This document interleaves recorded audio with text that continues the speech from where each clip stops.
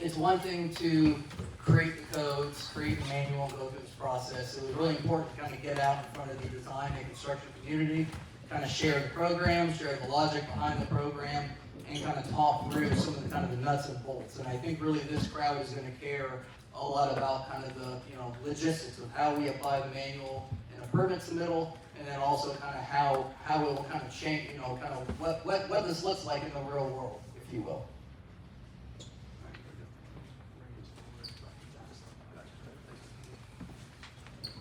All right, so we also had a seawall meeting where we talked about we talked with seawall contractors. If you attended that, the first part's going to be pretty repetitive, but we do want to go over the program purpose. We want to talk about kind of the elements of the program. Also want to take an opportunity to talk about some big picture items, just kind of give you all the 30,000 foot level view of the program and the reasons behind it.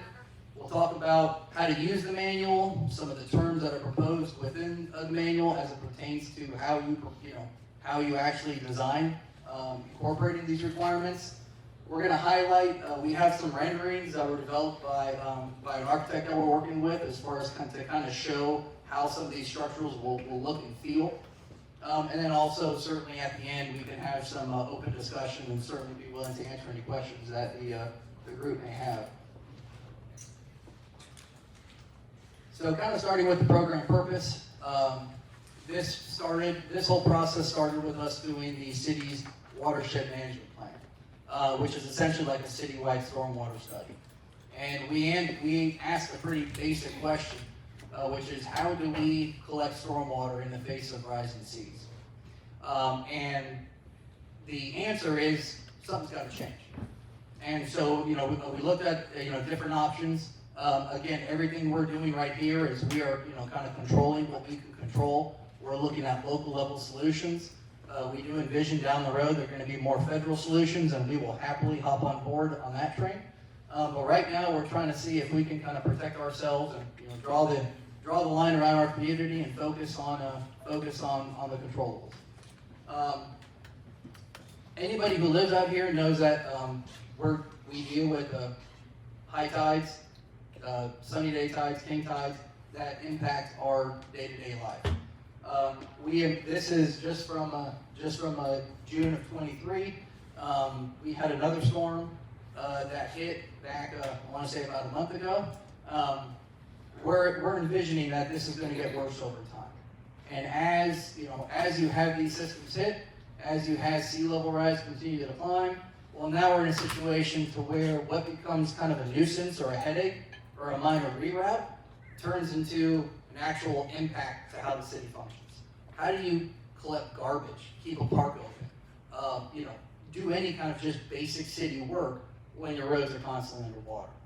And so what this program proposes, it's more or less changing how we develop private property, changing how we build roadways, changing how we design seawalls. It's pretty much protecting us for the century moving forward. And a lot of people may say, well, why the hell do I care about what happens in 2100? We hope you're not saying that. But some people may. And to be honest, from our standpoint, we feel that the path of least resistance is to start now.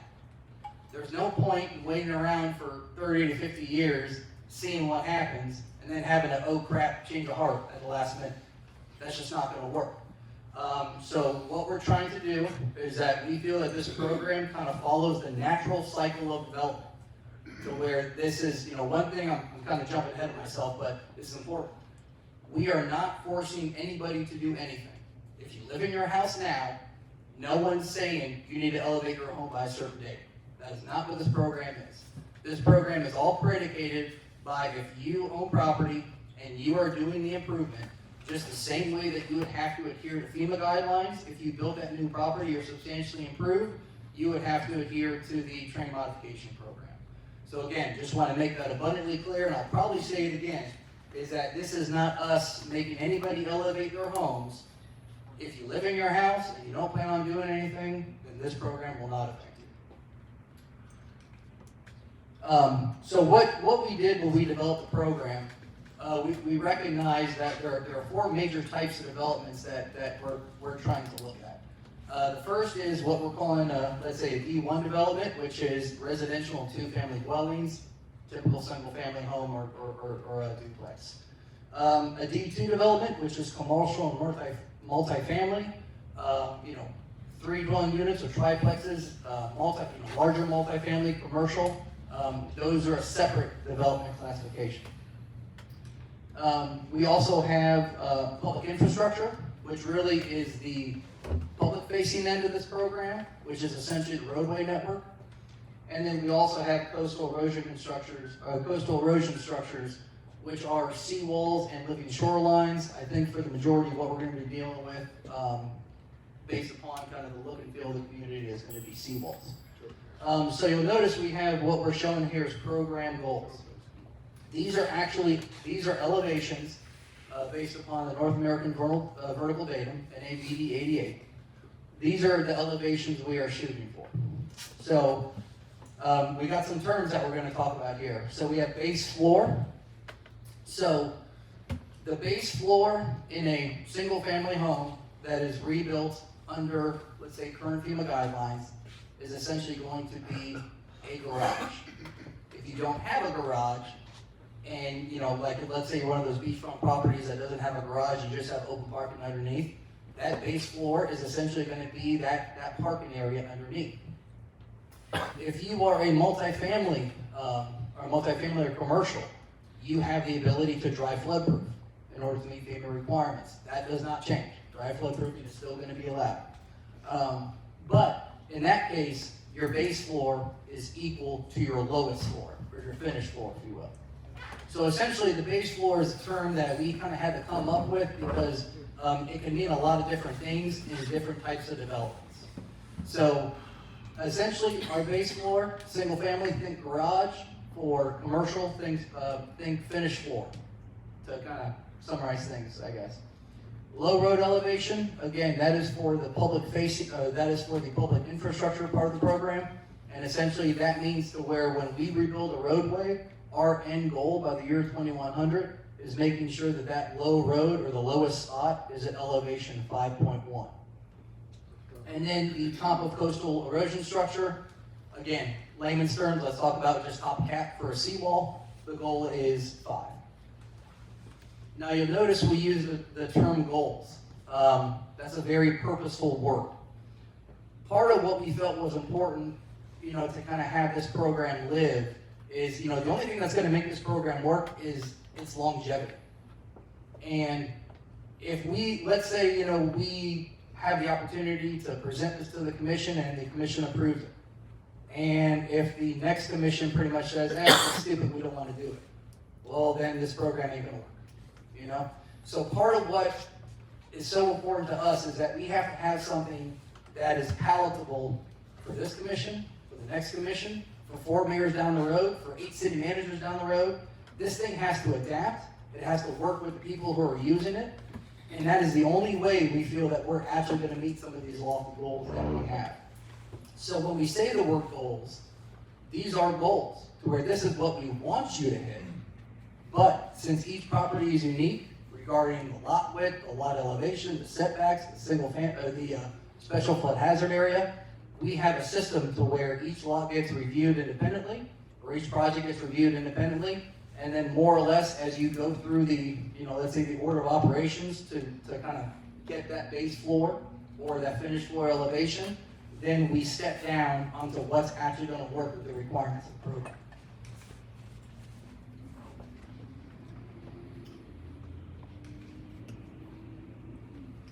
Okay, so another term that we're going to be talking about a lot is frame modification.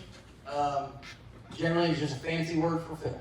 Okay, so all we're saying is that frame modification, the process is more or less including fill under and around your home. The level of fill we're talking about, as I mentioned, is going to vary by lot.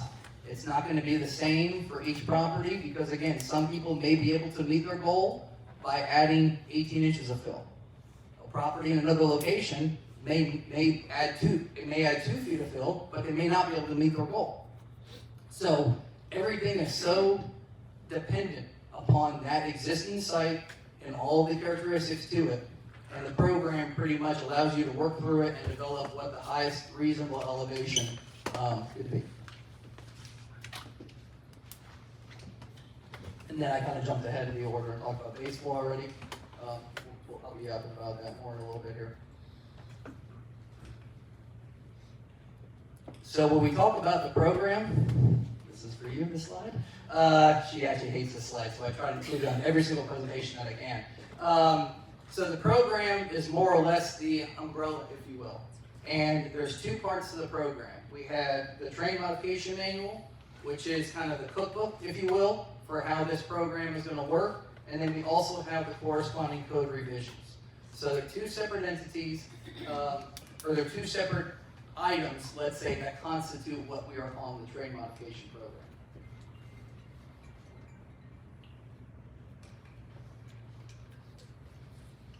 So the train modification manual, it's a manual, that's what it is. It's more or less a cookbook.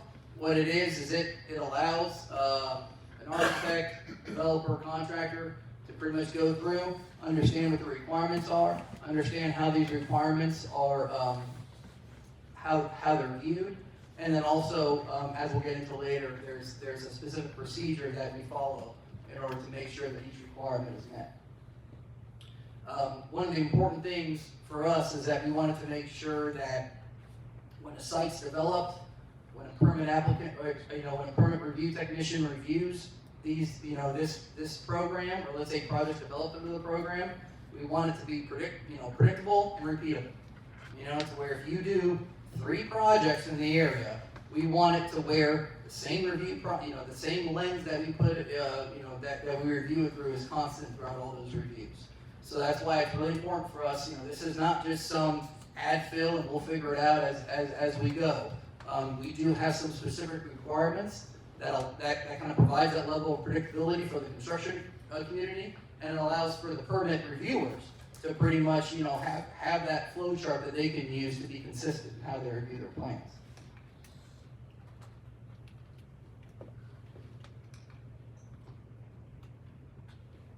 So the reason we have a manual, I'm an engineer, so I love manuals, and I love guidance documents and all that, but it really is important for what we're doing. Again, when we talk about adding fill, this is not pretty much us saying, hey, use fill and go do what you want to do. Adding fill without having the necessary checks and checks in place can have some significant impacts to the community.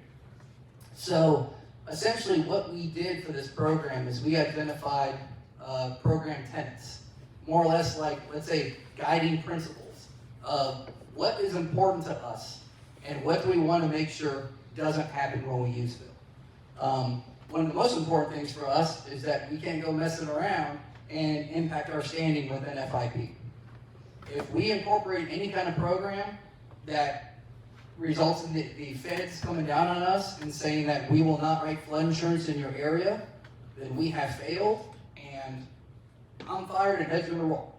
So it is so important that we make sure that we maintain our standing with an FIP, because that's kind of the only reason we're able to live in a coastal community is because flood insurance can be written. So anything we do, kind of that first tenet, is making sure that we're adhering to NFIP principles. We also want to make sure that we don't impact the rainfall-based floodplain. Those of you that may work in more inland communities, a lot of times, you'll hear the term compensatory storage thrown around. Essentially what it is that if you fill a site, then essentially what you have to do is you have to offset that land balance, or you have to offset that fill with a cut in order to make sure that you are not impacting the floodplain. So in a coastal area like this, to where your floodplain is surge-based and your surge elevation is probably 5 to 8 feet above ground, filling is not going to have an impact on that floodplain. But we also, we get rain, and the rainfall-based floodplain, which is admittedly a step down, that's important to us. So what we've done is, our second tenet is we want to try to conserve floodplain storage where possible. And what we've done is that we provided more or less, if you're a single family or a D1 development, what we've done is we provided some prescriptive tools more or less that allow you to not have to compensate for floodplain impacts. But what you have to do is that you have to pretty much design your site in a certain way to minimize those impacts. And that really is done to where we don't want to have it to where develop a single family home. You have to bring in, a nerd like me to do some complex model to kind of run, run some stormwater analysis. Now for commercial and multifamily developments that would have an engineer on board that does the water quality counts, that does the, the attenuation counts, we are requiring that rainfall or precipitation-based floodplain compensation be provided. And again, that's all part of our T2 tenant, which is conserving floodplain storage.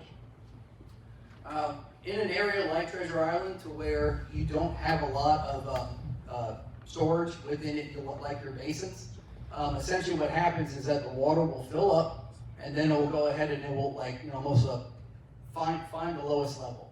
Imagine like a bathtub filling up, to where once the bathtub fills up, the water is going to kind of go over the ledge, and then it's going to migrate where it wants to go to the lowest spot. As we start to fill and change the terrain of the land, it's important that we recognize that during some of these larger storm events, you can have, if you don't recognize that those overland flow patterns exist, you can have adverse impacts on others. So when we talk about another tenet of ours, it's making sure that these overland flow patterns that naturally occur during some of the larger storm events, we want to make sure that we maintain those to the best degree possible. And lastly, we recognize this is y'all's community. We are proposing this within a place where people work and live and play. It's important that we preserve that sense of community. And we have a tenet and a whole series of requirements that more or less talk about the, let's say, the aesthetic or the function of the property, to make sure that we don't put a requirement on somebody that essentially results in them not being able to access their property, or let's say having an adverse aesthetic impact, which I understand can be somewhat nebulous and subjective. But we do have a whole series of requirements under tenet T4, which is preserve community function, which more or less try to offset some of those impacts. So when we talk about kind of the program structure, again, we talked about 4 tenets. T1, maintain NFIP compliance. T2, which is conserving floodplain storage. T3, maintain overland flow patterns. And T4, preserve sense of community. And beneath each one of these tenets is where kind of the meat and potatoes of the program live. And that's the requirements. So more or less, if we are saying to the the construction or development community, we're saying, hey, we want you to maintain NFIP, we need to make sure that filling doesn't impact NFIP compliance. Well, meeting those requirements is what's going to make sure that we don't do that. The same for preserving community function. We can say, hey, we want you to preserve the function of the community. Well, if you meet those requirements, that's how we make sure that those goals are met from a program standpoint. So, and we'll get into this a little bit later, but essentially what we're talking about here is that so each requirement essentially has a name. These are the items that reviewers are going to look at.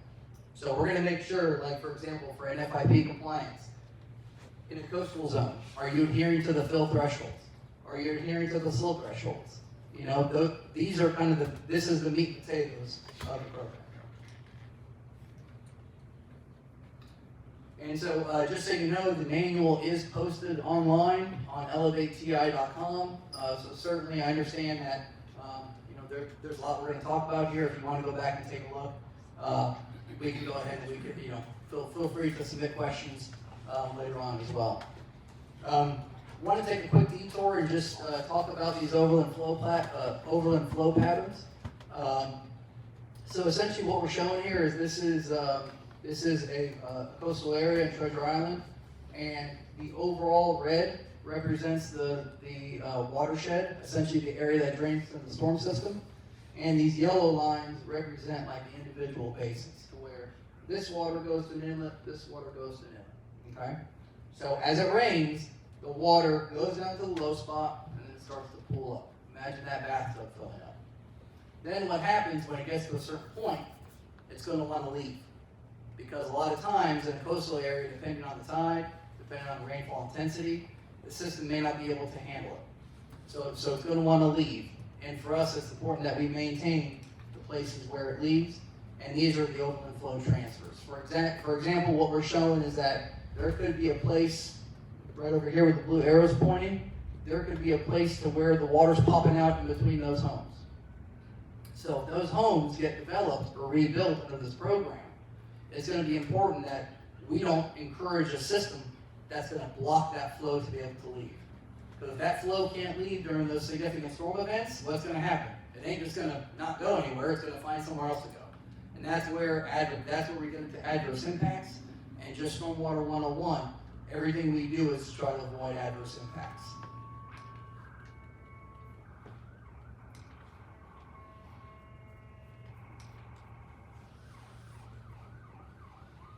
So we talked about the development classifications, D1, D2, D3, D4. We talked about the tenants, which are more or less the overall program goals, and the requirements, which are essentially the way that we confirm that these goals are being met. And essentially, so this is kind of a crosswalk matrix that shows, okay, well, what requirements are associated with what type of development.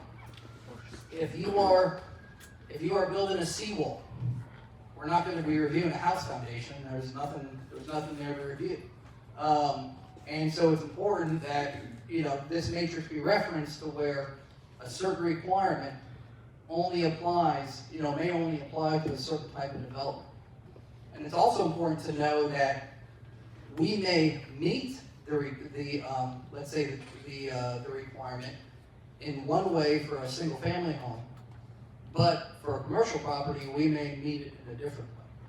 So even while the requirement may be the same in name, how you apply it and how you meet it may actually be different based upon the development classification of the type of project that you're doing. And so the manual does discuss this. We'll get into that a little bit here. But again, essentially what you can do is that the manual is broken down to where if you're doing a single family home, I think it's chapter 5.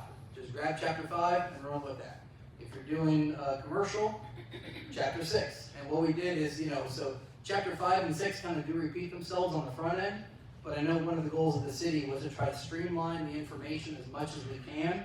We didn't want to have it where you have to read the whole damn manual in order to understand what you're doing, So we wanted to, even though it can get a bit repetitive, we wanted to make sure that these sections were standalone as much as we could make them in order to ensure that we're, kind of streamlining the information to the design and the construction community. So we talked about the code changes that accompany the program. So this is what we are currently, we've presented some of these to the local planning agency. That is a board of volunteers, that from the city that reviews these type of changes. We've met multiple times with them, and just for general procedural information, what we do is we would need to get a resolution from the LPA, then we would take that to the commission, and then the commission goes to their review. So we are certainly on our way, but by no means do I want to suggest that this has been adopted or approved by the commission or the LPA at this time. But I can tell you in our meeting with the LPA, I think there's a lot of support for the program, and I think they see that this is a logical and, let's say, a feasible way to kind of tackle the challenge that really is before all of us who live, work, build in this area. So Chapter 8 is where the building let's say the amendments to the building code live. We're revising that section. We're also changing Chapter 54 utilities. There's also for those of you that do permitting with the city, you'll notice right now there's stormwater regulations are in like 3 different sections. We're trying to pull that out of those sections and just put it in a stormwater section to try to make, to where we can consolidate all the information and put it to where somebody can review that chapter and have everything they need rather than having to go 4 places within the code. Obviously, since we're filling, we are changing the floodplain management ordinance, which is a process that we are, in order to do that, we need state approval. We have a lot of conversations with the state about this program, and we are kind of in that home stretch of that review process. Seawalls are governed by Chapter 69. That's a code change that's proposed as well. And we talked about stormwater in 75 and 76. All right, so just some big picture, and probably what we'll do is we'll take a little break and take some questions from the group here.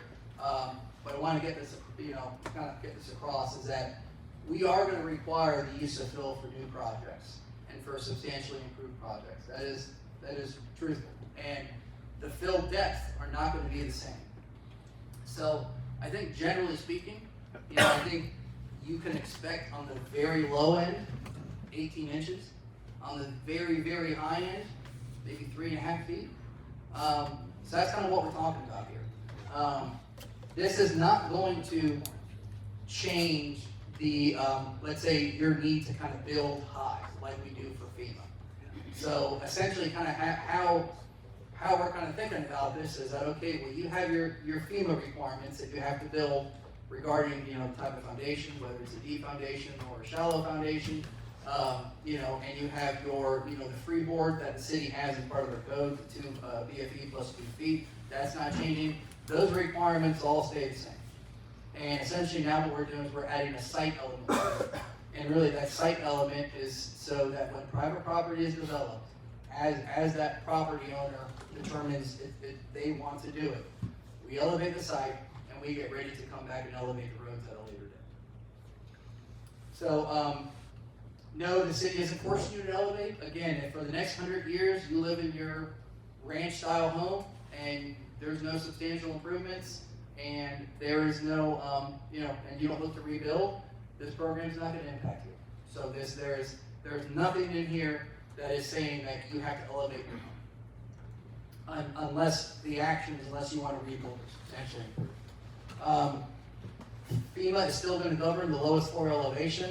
That doesn't change. So when you get a structure that's built next to you, and a lot of times, in coastal communities, you have this kind of duality of homes. You have your single-story ranch home, and then you have the new ones that are built for the code. We're still going to have that. That's still going to happen. That's just what we have to do to make sure that we're resilient and building smart for the floodplain requirements. But for commercial, and I think for certain multifamily properties, if you have, I think for living floors and communal areas, dry flood proofing is still permitted. That's something that's not going to change. And then really kind of the main reason we talk about following the natural cycle of development, the same reason we talk about kind of making sure that we maintain certain drainage patterns is that right now the way the city sits is private property drains to the roads. Like, it is absolutely important that we maintain that relationship. And we don't see this program being palatable if the city comes in and builds a road to elevation 5, but the properties are at 4, and you're driving down to your property. We kind of see that as, maybe one project could be built like that, but then when the next commission comes in and everybody realizes kind of the challenges of that kind of approach, the program dies. And so we feel it's so important, again, because we have a long-term goal here to where we're trying to have this thing live to 2100 to where we can all still be here and driving around the community. And we're still going to be impacted by high tides and all that, but at least we're not completely shut down. And so if we maintain those drainage patterns and kind of maintain the sense of community, if you will, kind of the community, you know it, you drive up your driveway, you drive to your home. You're not driving down the hill to get to your driveway or to your garage. That's really important to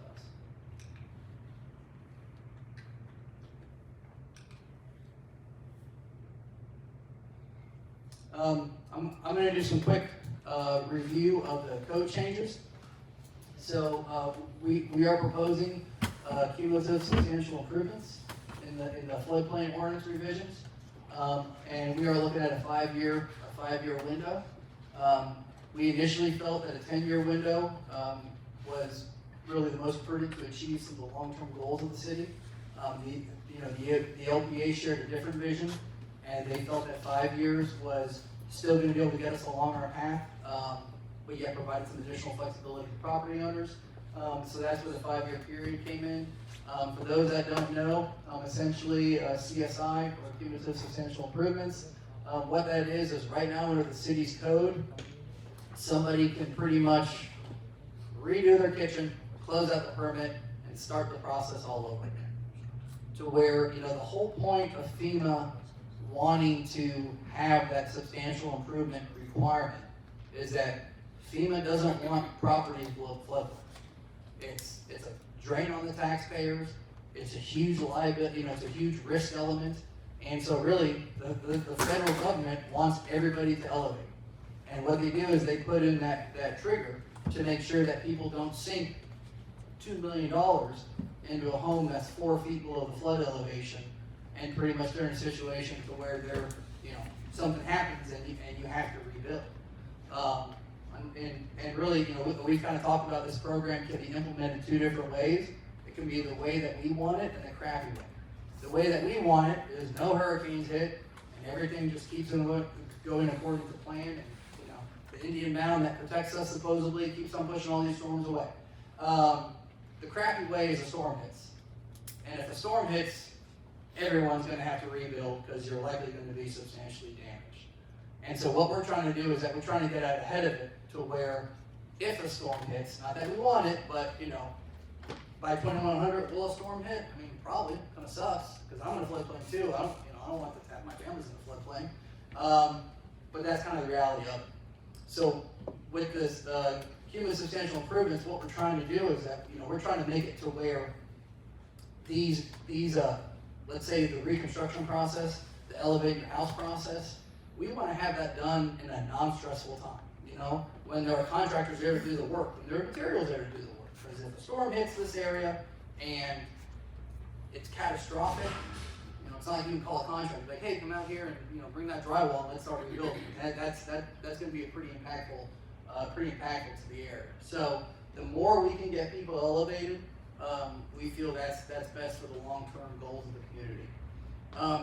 And then also too, we're going to be lowering the substantial improvement threshold from 50 to 49%. The CSI and the threshold limits, those are done to get us some additional CRS points. So CRS, for those that don't know, community rating system.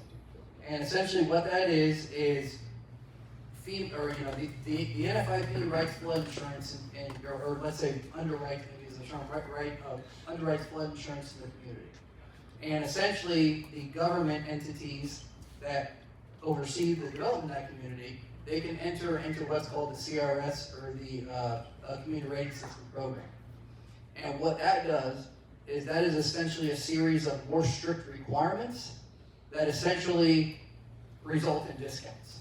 To where, I'm sure everybody heard like, we're a class 6 or we're a class 2. Think of it like golf. The lower the score, the better. And so right now, out of 10 classes, right now the city is a class 6. And if these changes hit tomorrow, that doesn't change. So it was very, very important for us that we don't mess around, change some regulations, and have everybody get a higher bill when the renewal period comes around. So the class 6 that we have now that gives you your discount that you have, that will not change. And through the CSI, through the lower threshold, through some additional things we're trying to pursue with the water management plan, we're always going to be chasing after those points to try to see if we can get to a class 5 or a class 4 and try to get the constituents a lower discount. We do have some fill limitations that are proposed within the coastal high hazard area. Specifically, this is why kind of the use of the word goals is so important. If you're at elevation 3 and let's say your site's at elevation 3 now, and we're trying to tell you to get to elevation 7.6, and FEMA tells you that you can only, and you're in a velocity zone, well, you're only going to get 2 feet. So, and that's not now, that's forever. You only get 2 feet. And so, 2. Well, most of the count is 12 inch. Yeah, well, no, we're going to use our 2. We're going to use our 2. So there's 2 in the bank, we're going to cash it. So So the fill limits, essentially what we're doing is that those are perpetual. And it's a goal because we're not gonna tell you that if you're at 3, you gotta add more than 2 feet of fill, because then the feds come down and they say, hey, guess what? We're not gonna underwrite policies in your community. And that is the deal breaker. It's not gonna happen. We're not gonna let it happen. So FEMA will allow you 2 foot maximum. FEMA allows 2 foot of fill in a coastal high hazard area. Okay, In a and V zone, and a coastal. in a V zone. Now, coastal A zone, they allow for, in a coastal A zone, they also have the 2 foot restriction, but there's also some different stuff that we get into regarding stem walls that we're gonna be using to try to allow for, to try to make sure that those coastal zone slope thresholds do not impact us. Do you add those 2 foot to the maximum height of the building? So that is later on in the presentation. Was that a purpose plan? I like that. Thank you for that. So you probably gotta wait another hour. We got a lot to go over. So what? So essentially what they're saying is that when you talk about the 2 foot, they recognize that because it's about wave runoff and wave runoff. Like so a V zone is essentially a velocity zone, which means your waves are more than 3 feet. So if you're more than 3 feet with waves, what they're saying is that if a person owns a piece of property and they build a 20-foot wall, theoretically, and they fill their site to 20 feet, well, the waves are now going to splash off that wall and impact their neighbors to a greater extent. And essentially what they're saying is that they've said that anything 2 feet and under is deemed negligible. The waves can get over.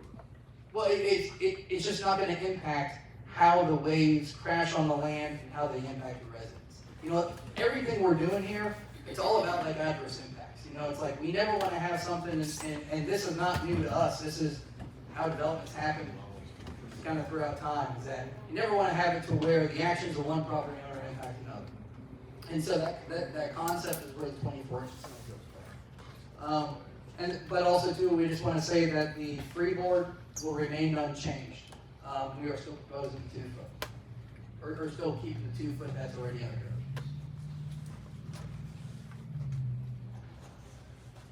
Okay, so we're also changing some stormwater codes. Although what we're doing is essentially a lot of gray solutions, if you will, a lot of walls, fill, not green solutions.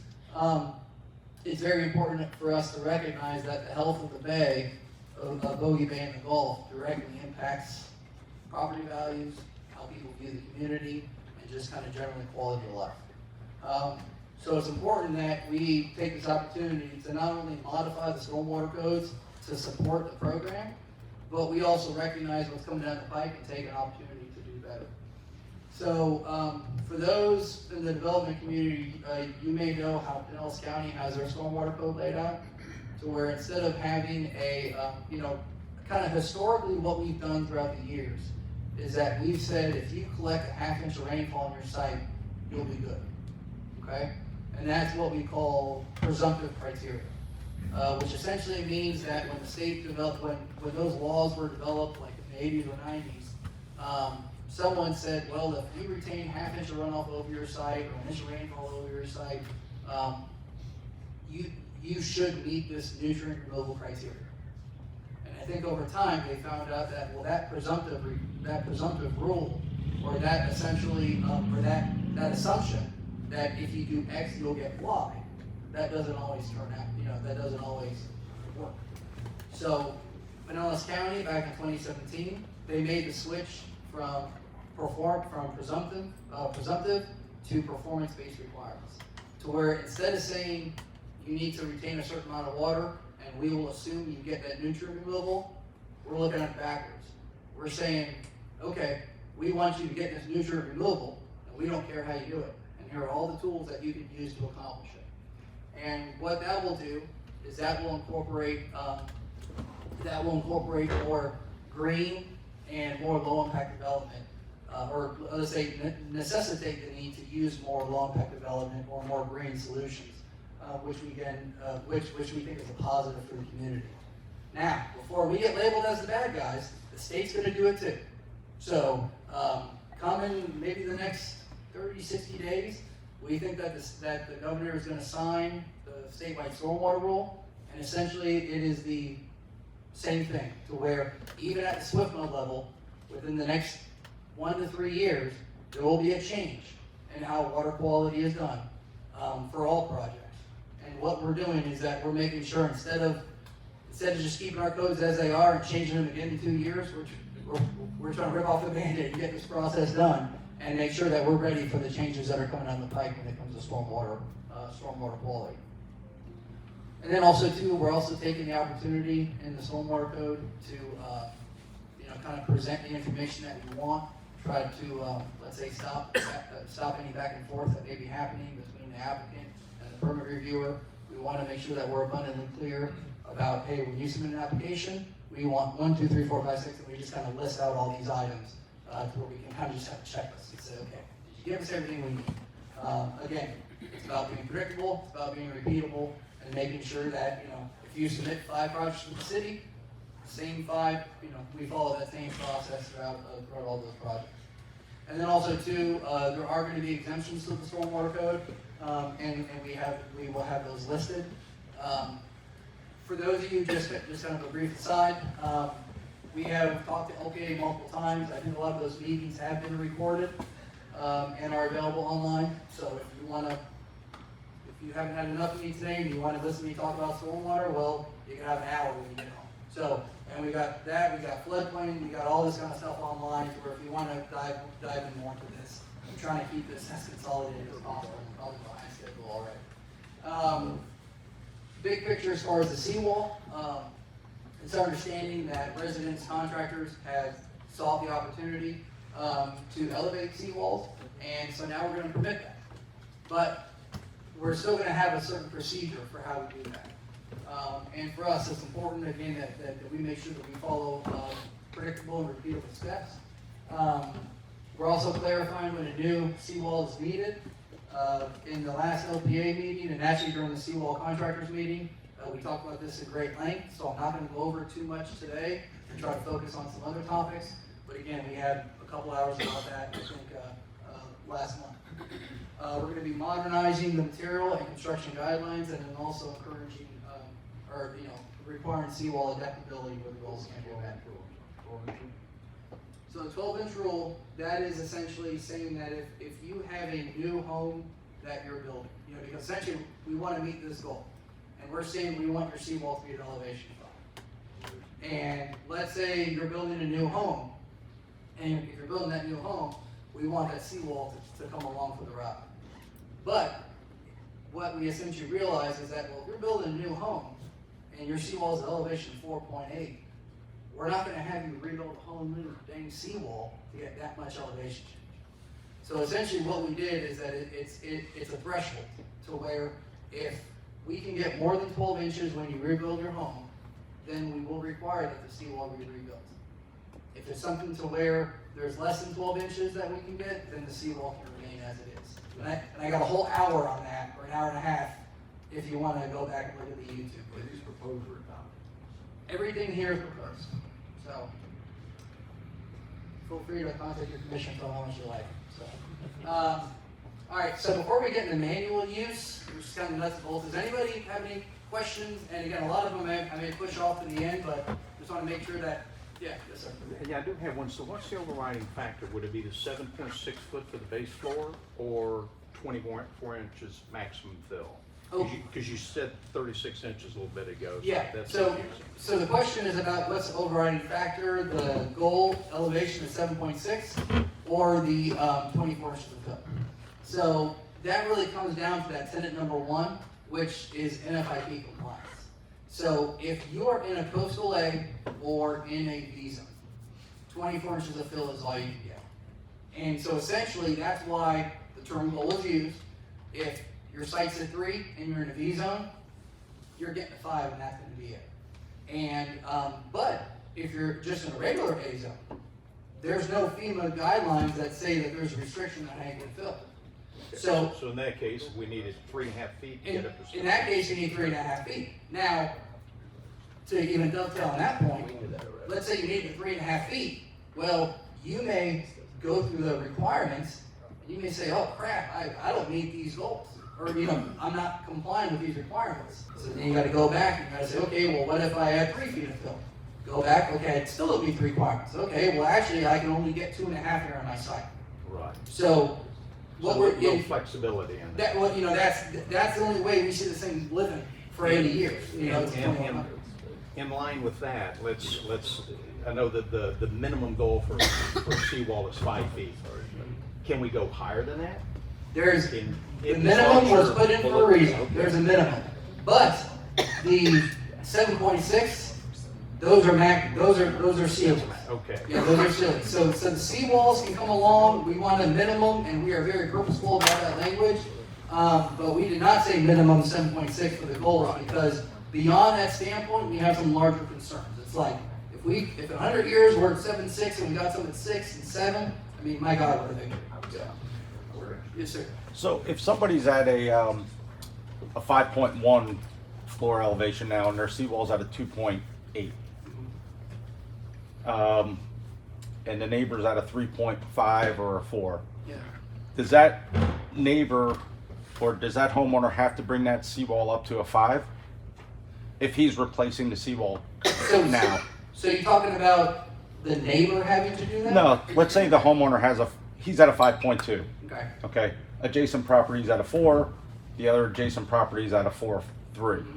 Does that homeowner need to bring his seawall to that 5.0, So they're, the existing? that homeowner, they would need to start with an elevation 5 during the design process, and then make sure that all those requirements are met. What requirements? The requirements of the program. Right. To where, that's where we go back to the matrix and we talk about there are specific checks that you have to do. And so one of those is making sure that we have a positive relationship between your finished floor and your seawall cap. And the adjacent properties? Well, the adjacent properties is different because essentially that's a stormwater code matter. And right now, based upon how one thing that's not changing from the stormwater aspect is that the city has always required that seawalls be provided with drainage plans to make sure that we don't have these adverse impacts to property owners. And the same thing is going to be required under this new program, to where there will be situations if this gets adopted, to where you are pretty much your neighbor and you can touch your neighbor's seawall cap like this. Like that will happen, but that doesn't mean that they can just cascade all this water onto your property. Correct. So it'll still be their responsibility to manage that stormwater. And what additional, and I don't mean to stop the meeting, but what additional things are gonna be put on the seawall, for the permit process in addition to what's there now? Because it's pretty arduous at this point. And it sounds all hypothetical of we're gonna do this or this or this, but what is gonna be required? It's pretty much what we will have is we will have a checklist, and you will pretty much have to confirm that you've met the requirements for the program. And that is something to where, it's an extra step. I can't sit up here and tell you that it's not gonna be an extra step. It will be an extra step. And that's really what we have to do in order to kind of elevate the city and start doing this, is that we gotta make sure that we're doing it smart. Understood, but all those extra steps are extra cost to the homeowner. No, Those that's- drainage plans, those Yeah. surveys, So those do not do it. topos. I mean, So- that's we're kind of at a pivot point here. It's like, do we just go ahead and do we say, hey, this is how we're gonna develop moving forward? Because this is a long-term solution for the city, and that's really, I think, where, we've been in a lot of talks with the LPA, and, the LPA are citizens in the community. And, there's some, we're at a point right now to where we got some challenges we have to face, and we can either ignore them and just keep on doing the status quo, or we change. And what we feel is that investing any kind of money now in a seawall, investing any money kind of now, in when you're rebuilding a home, you're not losing that investment. That's you are protecting your garage. You are going to be high. Nobody can take that elevation back from you. And so what we think is that as the decades go by, and people start realizing, like, oh man, Treasure Island actually did something about it. They've been doing this for 30 years. When everybody's kind of in oh crap mode, when they have been doing things. And this is kind of on the forefront, you know, and we have been presenting to other entities that talk about resilience and all that, and people are interested in the program because this is kind of, you know, one of the initial programs like this in the state. But what is unique about it is that in order to not make it so draconian, in order to not make it to where we're just wasting somebody's money or impacting other people, we want to have a process to it. And we want to provide adaptability to the residents. But, I mean, this is what your third meeting you've been here, I think, now? Yeah. So, man, you're a glutton for punishment. So, Well, I do have one more question, yeah. if you don't mind, and then I'll leave. yeah. What is the time frame on this? Because, you know, I'm a seawall contractor, and we just get questions and questions and questions. Hey, we're getting emails, we're doing this, we're doing that, but nobody knows the time frame, and we're being held up. Do I do my seawall today, or do I wait till June? Do I wait till July? Do I wait till so there's a next schedule January? on Elevate T.I. You know, we kind of talked about that, and I think right now we're looking at about, you know, kind of in the summer, late summer, to have all this adopted. Okay. You know, this is a big push and a big change. We got to go through LPA. We got to go through the commission. So, you know, Murphy's Law will happen, you know, and maybe something will change. But right now, I mean, I feel like based upon the input we've gotten from the LPA, and again, I certainly am not sitting here speaking for the LPA. That's not my intent, but we've gotten positive feedback. It seems like they want to move forward with the program. Based upon that, and kind of, you know, we are kind of looking at the summer. But Thank again, you. as of right now, it's not adopted. So it really is going to be, you know, kind of the reason we're having these meetings is so everybody knows what comes down the pipe, and nobody starts, let's say, building their seawall, and they found a month later the regulations switch. And that's really why we're trying to do the outreach, in order to make sure that people know what's coming down the pipe. What is it going to be? The manual's online. I mean, if you want to go, you know, when you get back to the office, go to the manual on elevateti.com. You can look at all the seawall requirements right there. And I think actually seawall is probably the less impacted because you only got like, I think 4 requirements in a single family home. Great. Can have a little. Thank you. So, no, I do appreciate you coming, man. You've always provided good input. Will original residential homes be able to build their seawalls at the same elevation that they are originally built? And so the question was, just make sure I'm understanding, if under, like, assuming the program gets adopted, right? 2 years from now, I do my new seawall the same height it is now. Okay, if it For a doesn't, residential home. so if it's a residential home and you are trying to build it to the same elevation, you would pretty much need to elevate to that minimum goal of 5. I Now, have a wall back there. well, no, Depending on no, your- so the height of your lot. that's where the flexibility of the program comes into place. Again, goal is, the word goal is like, you know, I want to have $1 million by the end of the year. I'm not gonna get it, but you know, that's my goal, but it doesn't mean it's gonna happen. And so, pretty much from a goal standpoint, we are saying we want your structure, your topless cap at 5. But if your finished floor is a 4.8, we're not gonna have that happen. And that's one thing about this whole program, whether it's a road elevation, whether it's a home elevation, whether it's a seawall, like, we'd be looking like we have 3 heads if we're sitting there saying, nope, we don't care, you're gonna put your seawall at this elevation and be damned what happens. No, that's where the goals come into play. So Now what you would do is when you submit your permit application, you'd start at 5, and you would say, okay, but guess what? I can't meet requirement, I think it's, I'm quizzing myself, I think it's T403, or no, T405. It's my base floor. I can't meet that requirement with my base floors, so I go back and I can do 4.7, you know? And so that's where we talked about the uniqueness of each site, and not to repeat myself, but it's really important to make sure that everybody knows that this is not, you're gonna hit 5, and we don't care what's gonna happen. We want you to hit the goal the right way. Does that answer your question? Perfectly. Okay.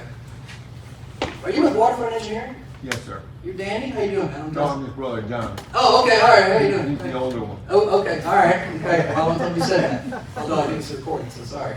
So, yes, sir. So if you're redeveloping a single-family home Mhm. and you're allowed to bring in 18 inches of fill, It's not prescriptive. There's nothing, you're gonna bring in as much fill as your site can accommodate when you go through the process. So when I talk about 18 inches and 3.5 feet, 24 inches, we're talking about, just so everybody understands, we're not gonna have 10-foot mountains of fill, you know? So, And that's sorry the whole to site. cut you off there. that's for the whole site, correct? Yeah, well, so it would be, you would essentially, because again, just because we're talking about bringing in fill, we're not ignoring stormwater, we're not ignoring access, we're not ignoring setbacks and all that kind of stuff. So the fill has to work within the constraints of the site, which is why you may say, I want to bring in 18 inches of fill. The site may only support 12 Right. in order to meet the requirements. But pretty much the fill is used throughout the entire site. To where, because one of the goals is that when you build that home, and let's say the city comes back 10 years later and we want to elevate the road, we don't want to have it to where our road is higher than your house. Right. We want you still to drain to the house. So essentially, if you're looking at your driveway now, if you build a home next year and we're fortunate enough to have the program adopted, your driveway is like this. It's not too steep, you can still get in, but it's like this. When we elevate the home, you stay the same, we get a little bit softer in the slope, but we're still maintaining positive flow, we're still collecting your stormwater, we're not dumping on it. So in doing so, are you going to force the issue of retaining walls down? Retaining walls will be used, and you'll see them in the rendering. So, now the retaining walls are not going to be a strategy we use in coastal A and velocity zones, because of those adverse impacts, but retaining walls are kind of a big part of the program now. Yeah, They're going to be a big part of the program. elevating the seawall Yeah. as well. Yeah, no, I mean, we can't, part of the thing that we talk about is that we can't say to the neighbors, oh, they're gonna build a home, but they're not gonna impact you when there's a 45-degree slope down to their yard, So what we'll show in a couple renderings here, if anybody sticks around, is gonna be, we have a structure that has walls around it, and it looks different. When I first saw it, I'm like, oh, okay, that's what I've been thinking, and there it is. So yeah, walls are gonna be prevalent.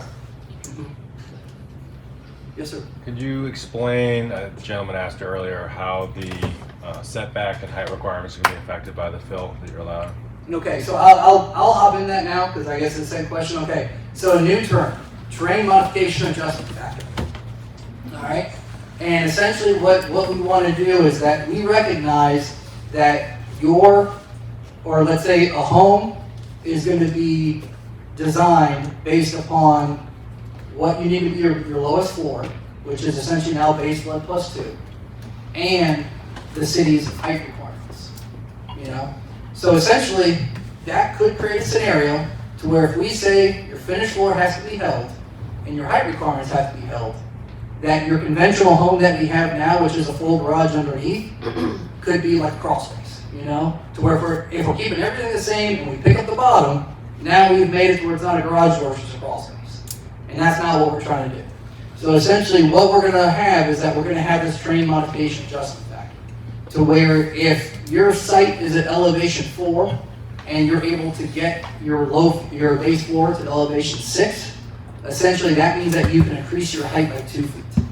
And so essentially whatever you're able to do based upon your existing grade of the site and your new base floor elevation, we're going to give you that back in height.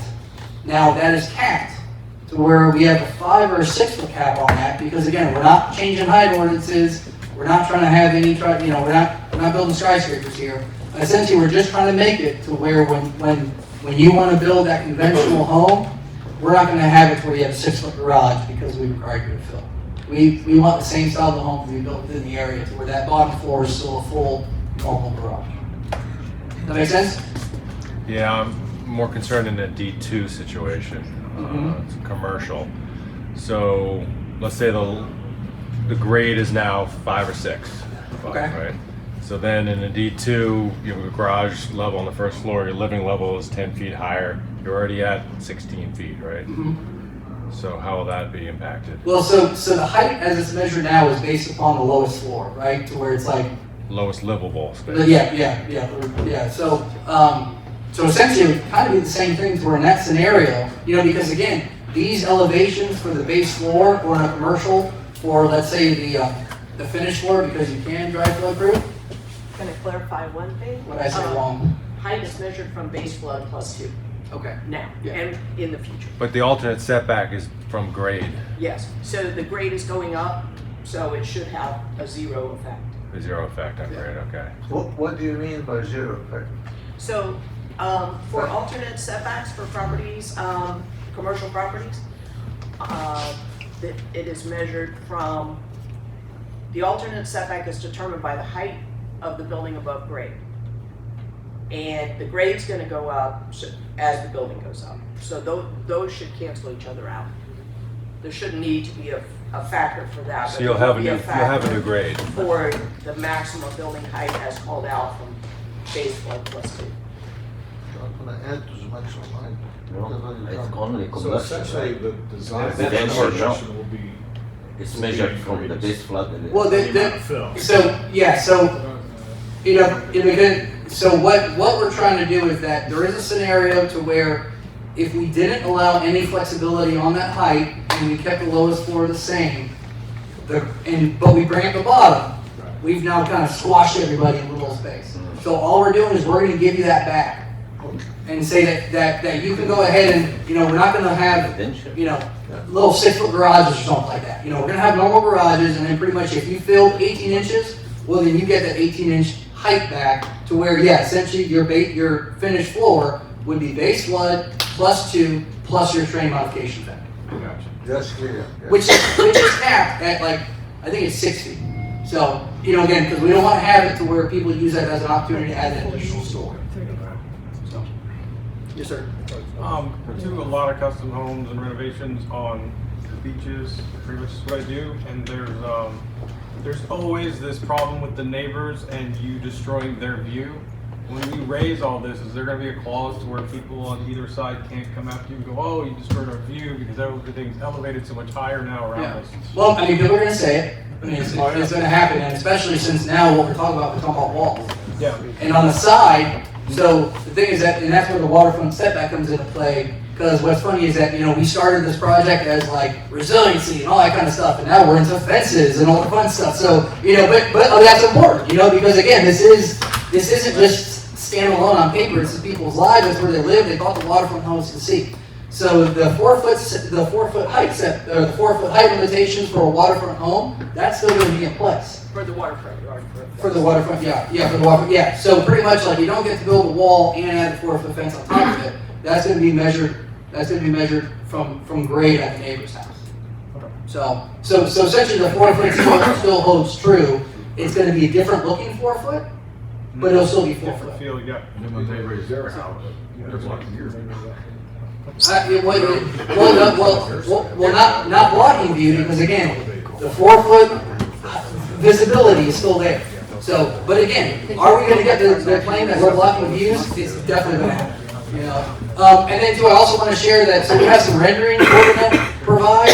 There is one rendering that would have been awesome, but it's not ready yet. And essentially that is, we have a view of somebody sitting in their backyard, looking down the water at a home that just got built, and showing that 4 foot visibility window, because that's something to where, you talk about things that can kill a program. Yeah. I'll do it. I'll do it. All day long. So it was so important to us that we recognized that we're not operating in a in a laboratory. There are real world impacts for adding fill. So again, it will be 4 foot, but it'll be a different looking 4 foot. So, Thank you. you have this one now? Well, hold on. Yeah, I'm just wondering how much, I'm glad to hear it sounds like you got some seawall contractors and building contractors here. This is being done already, is it not in St. Louis and Reddington, BC? So I don't believe this program is unique. 5 feet above sea level, I think what you were talking about with seawall. Yeah, so there are other people that you may, because again, last thing I want to sit down here and do is act like I'm an expert in somebody else's code. Have you talked to them, to my question? Seawall contractors that are working there talk to you. Yeah, well, I mean, we had a 2-hour meeting just with the seawall contractors that you can watch on YouTube if you'd like to later. I want to do that. Oh, cool, man. The Reddington's have. So essentially, other people have that requirement. How's it working? That's something to where I think there are different ways that people are implementing that requirement. Like, for example, I do know St. Pete Beach, just from my research online, I think they do have a seawall agreement that they would have somebody sign if they are not able to meet that elevation 5. I don't want to sit here and tell you that I intimately know how their building official deals with it. What we're trying to do, and really, I think a lot of people generally are using common sense. And we talk about the common sense example of if we say 5, but your finished floor is 4, that ain't gonna work, you know? And so what we're trying to do is that, and really, I mean, I think Pinellas County, since the past 20 years, their code's been 5. I think our code's been, right, Treasure Island's 5 right now, I think. So this Elevation 5 has been around for decades. What is elevation five? From base, from mean sea level? So Elevation 5, we're talking about NAVD. And as far as like, if you were to get a survey of that road's at elevation 2, you know? Great, yes. So all this is tied to the NAVD local data. I thought I heard St. Pete Beaches is 5 feet above mean sea level, where the seawall is. I don't know if they have that.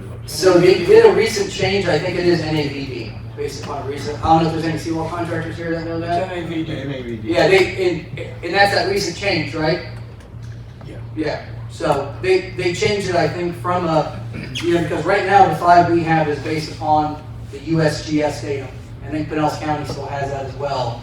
And St. Pete Beach went to 5, likely recognizing some of the challenges that Treasure Island sees as well. And, you know, I just don't want to, you know, speak incorrectly and kind of say how they're using their code. I just hope you guys can get input from them, and these guys that are in the field doing it, and what works. Well, you know, I can guarantee whatever happens, I've talked a lot about the program to a lot of people. So, you know, certainly we don't want this change to happen, you know, in the darkness of night. You know, the city's really, from the time we started the program, from the videos, from the renderings that are about to be shared, from the public meetings, from the constant interaction with LPA, it's important that nobody, you know, that if we're fortunate enough to have these codes hit, we don't want to have it to where it's like, well, I never heard about this. I mean, I think the city's had a pretty strong communication effort. We've had a couple news interviews. Sounds like Stacey's going to be giving one later today. So we certainly want to get the word out. We presented last week at the Regional Resiliency Summit to a bunch of elected officials and resiliency professionals. You know, because again, I mean, if there are some warts on the program that we can address before it comes out, that's what we want. You know, we're trying to make this thing as good as we can get it for when, you know, we hit that go button. We're operating at max efficiency. Yes, sir. Obviously, there's some different committees and councils looking at this. Is this going to be set to a general public vote? So not it's without diving into the let's say the legalities of referendums and all that kind of stuff. To my knowledge, this will not be a referendum. If you want to provide public input, you know, LPA would be an opportunity for that. The commission would be an opportunity for that. And then also too, if you have any questions or concerns, I think the Elevate T.I has an opportunity to kind of call us stupid in a nice way. I was just wondering you know, if a general, obviously there's a tax implication for this program for the residents. Has a general number been floated to anybody about what the property tax costs or any other tax? Well, so tax costs, there's no millage change, you know, so there's no tax costs. Where's the money coming from? Well, the money is coming from pretty much if you don't have the money to build. I'm talking about for the then, roads. What? For the roads. The money's got to come from somewhere. Oh, well, the roads is going to be pretty much us leveraging this grant, or, you know, grants that we have, because really, to be honest, like part of having a program like this is that there's a lot of interest at the statewide level, you know? And so we want to leverage federal grant opportunities, we want to leverage, you know, local and statewide grant opportunities. It is going to be expensive to do. I mean, there's no getting around that.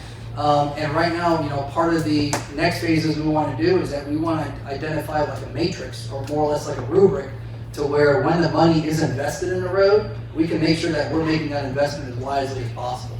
You know, to where it's like we're looking at adjacent properties, we're looking at all these different, you know, factors that can govern how successful we can be for that particular project. So, but you know, again, too, when it comes to a dollar, we can't say a dollar because every site's going to be unique, which is going to impact how every road is developed. The one good thing is that, you know, this is, when we talk about following the organic cycle of development, we're talking about like an 80-year timing here, because again, we have these goals by 2100.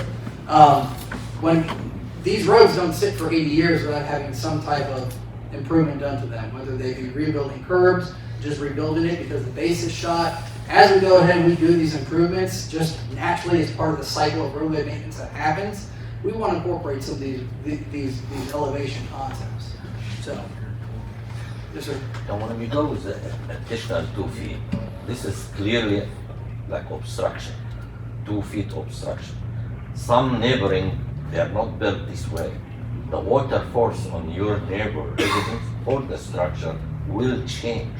So we talking about 2 feet in a velocity zone? Yes. Okay, so- or limb one, like. Yeah, well, that's why we're Both not of having them. walls. So there's no everything there is sloped. When we're in a coastal A and a velocity zone, everything there is gonna be sloped with those 2 Yeah, foot but if you, thresholds. let's for instance, like the seawall at 5 or 4 point something, now they elevated at 7.6 and you have very narrow backyard, then you're gonna have a cut. Yeah, I mean, if And that's those obstruction. The road seawalls is at gonna go to the seven, next. seawalls at 7.6 is likely not gonna happen. Cause that's, what we're thinking is that you're gonna have a seawall at elevation 3.5 and then a seawall at 5, you know? No, So, but then the residence at 7.6 now. yeah, Right. if If you have they're narrow able to backyard, meet their goal. If you have And- narrow backyard, you cannot slope it, yeah, you just have to have a drop somewhere. Well, no, but- Otherwise, it's not gonna be usable. Well, then you can't meet your 7.6. And then that's where the goal comes into play, to where if you have a certain, like, let's say you're in a coastal flood, or you're in a V zone. Right. You're in a V zone and my site's low, and I would have to do certain things in order to hit the 7.6. Well, you may not be able to hit the 7.6 because of those other requirements, because you're in a coastal A zone. You're gonna have to slope it, you can't use a wall. And guess what? There's a certain slope that you can't exceed. You can't be more than 1 to 5. So essentially, if you have a certain size lot, and you can only add so much fill, and you can only be 1 to 5 slopes, you may not get your goal, you know? And so that's where the word goal is so important, because, you know, we may have the first project that gets built, and it's a 5.5. But guess what? That doesn't mean the program didn't work.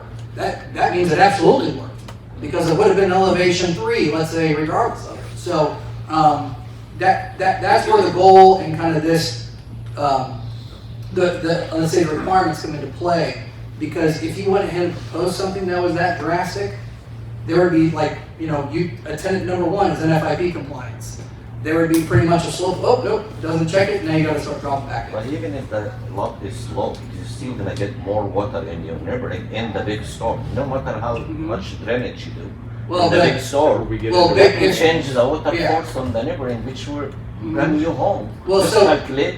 Yeah. So if we're talking about 24 inches of fill at 1 to 5 slopes, you're not going to change that. But if if you're sloping from the new fill, let's say adjacent to the house, right? Yeah. You come outside, now you've got fill, and you slope off to your neighbors. At If- less if- than 1 to 5 or more than 1 to 5? Because that's- At the 1 to 5, is the goal on the side property line to get back down to existing grade, or can that be higher? Because if that can be higher, if you go into the 1 to Yep. 5, and if it's higher, then that forces us to put a retaining wall. Yeah, well, along so the property in line. that case, in coastal A's and velocity zones, we don't allow retaining walls because of those adverse impacts. That's what So, it's like. so in that case, that's where essentially in that scenario, as a designer, you look and you're like, my base floor's too high. So now you gotta drop that down, you know, because also too, is that you gotta recognize Square that. one. Yeah, but then we're back to square one of You might as well keep what's that the same existing at the lot line. Yes. You see what I'm saying? Because if we have to work backwards at that 1 to 5 to get to a floor, at some point, we're back down to 0 at existing grade at the lot line. So for this program to work, we're raising the entire lot, basically, right? You can go at any location, any point on the property, if you could go, let's say up to 24 inches. And if I'm, let's say, 4 on northwest corner and 6 on the southeast corner, right? And if I can raise both of them. But at some point, those sides are gonna be raised as well, but up against an existing lot that's lower. No, so in a coastal A zone and in a velocity zone, you are matching the slope at the property line. You know, you're definitely doing that because you can't impact your neighbor. And then when that next person builds, they're gonna have to do the same thing. And when the city comes in, essentially that's our opportunity But to if I kind of cover some of can't, those but gaps. if I cannot impact a neighbor, okay? And if I'm let's say we have a lot, like, so I'm working on a house right now, and and I'll get to a bigger question later. But let's say along that lot line that my neighbor's at 5 and I'm at 5 feet, right? And right now, this existing house is at 5.5. So if I'm gonna get that up, let's say if they even bump it up to 60, don't get all the way up to 7.5, I get up to 6.5. Are you then wanting me to get back down at the finished grade, back down to existing? Or at that property line, are we also raising that grade? Because if we're raising it, we're higher than the neighbor. So this is a coastal A, or this is a B zone, and essentially, you're matching at the property line, again, you're gonna have to have a swale. And in that scenario, so you may, if your grade is, if your side lot line, which is your connecting point, because we're not having walls. Right. If your side lot line is lower, then the 7.6 is gonna be harder to achieve. And you may be a 5.6. And right now, under the current code, you'd be a 3, you know? So essentially what this is we don't wanna be results driven, we wanna be process driven. And so essentially, it is gonna be an iterative process where you may say, okay, well, I'm 7.6, but now when I connect onto my existing slope and I incorporate a swale, I got slopes that are steeper from 1 to 5. Well, in that scenario, you can't meet the goal. Now we start to step down. And you may be in a situation to where you're only able to get a 5.5. Well, then we're gonna have a scenario where, let's say if we have a lot line, we have a point on there that's at 4 feet, and you're talking about the road low point being 5.1, you're draining onto the lot.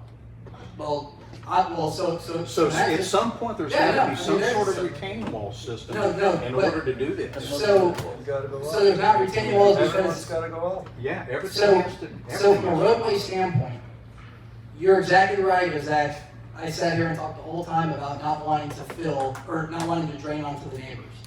So obviously, if we come back and say, oh yeah, we're gonna build elevation 5, well, that can happen. Now, what we're gonna have to do is that we're gonna have it to where when the city comes in and does a roadway project, those limits of fill are gonna be greater than the right of way. That's gonna have to happen. And in some places, we're gonna be able to get those permissions from the private property owner to do that. And if you have that V, because that's what we're talking about. Right. We're talking about if you have elevation 5, and I'm trying to, or 4, and I'm trying to get 5 in the road. So yeah, we gotta come in, we gotta add fill in those areas, which we're calling exclusion zones, we'll get into that a little bit later. And essentially, because yeah, we've thought through that, and we're gonna have to make sure that those areas are eligible for us. Because that's a pretty rendering, but you're running water off under that house on the left. No, there's a swale there, you can't. Where is the swell? Is it on the neighbors or, you know, it's? Small swale.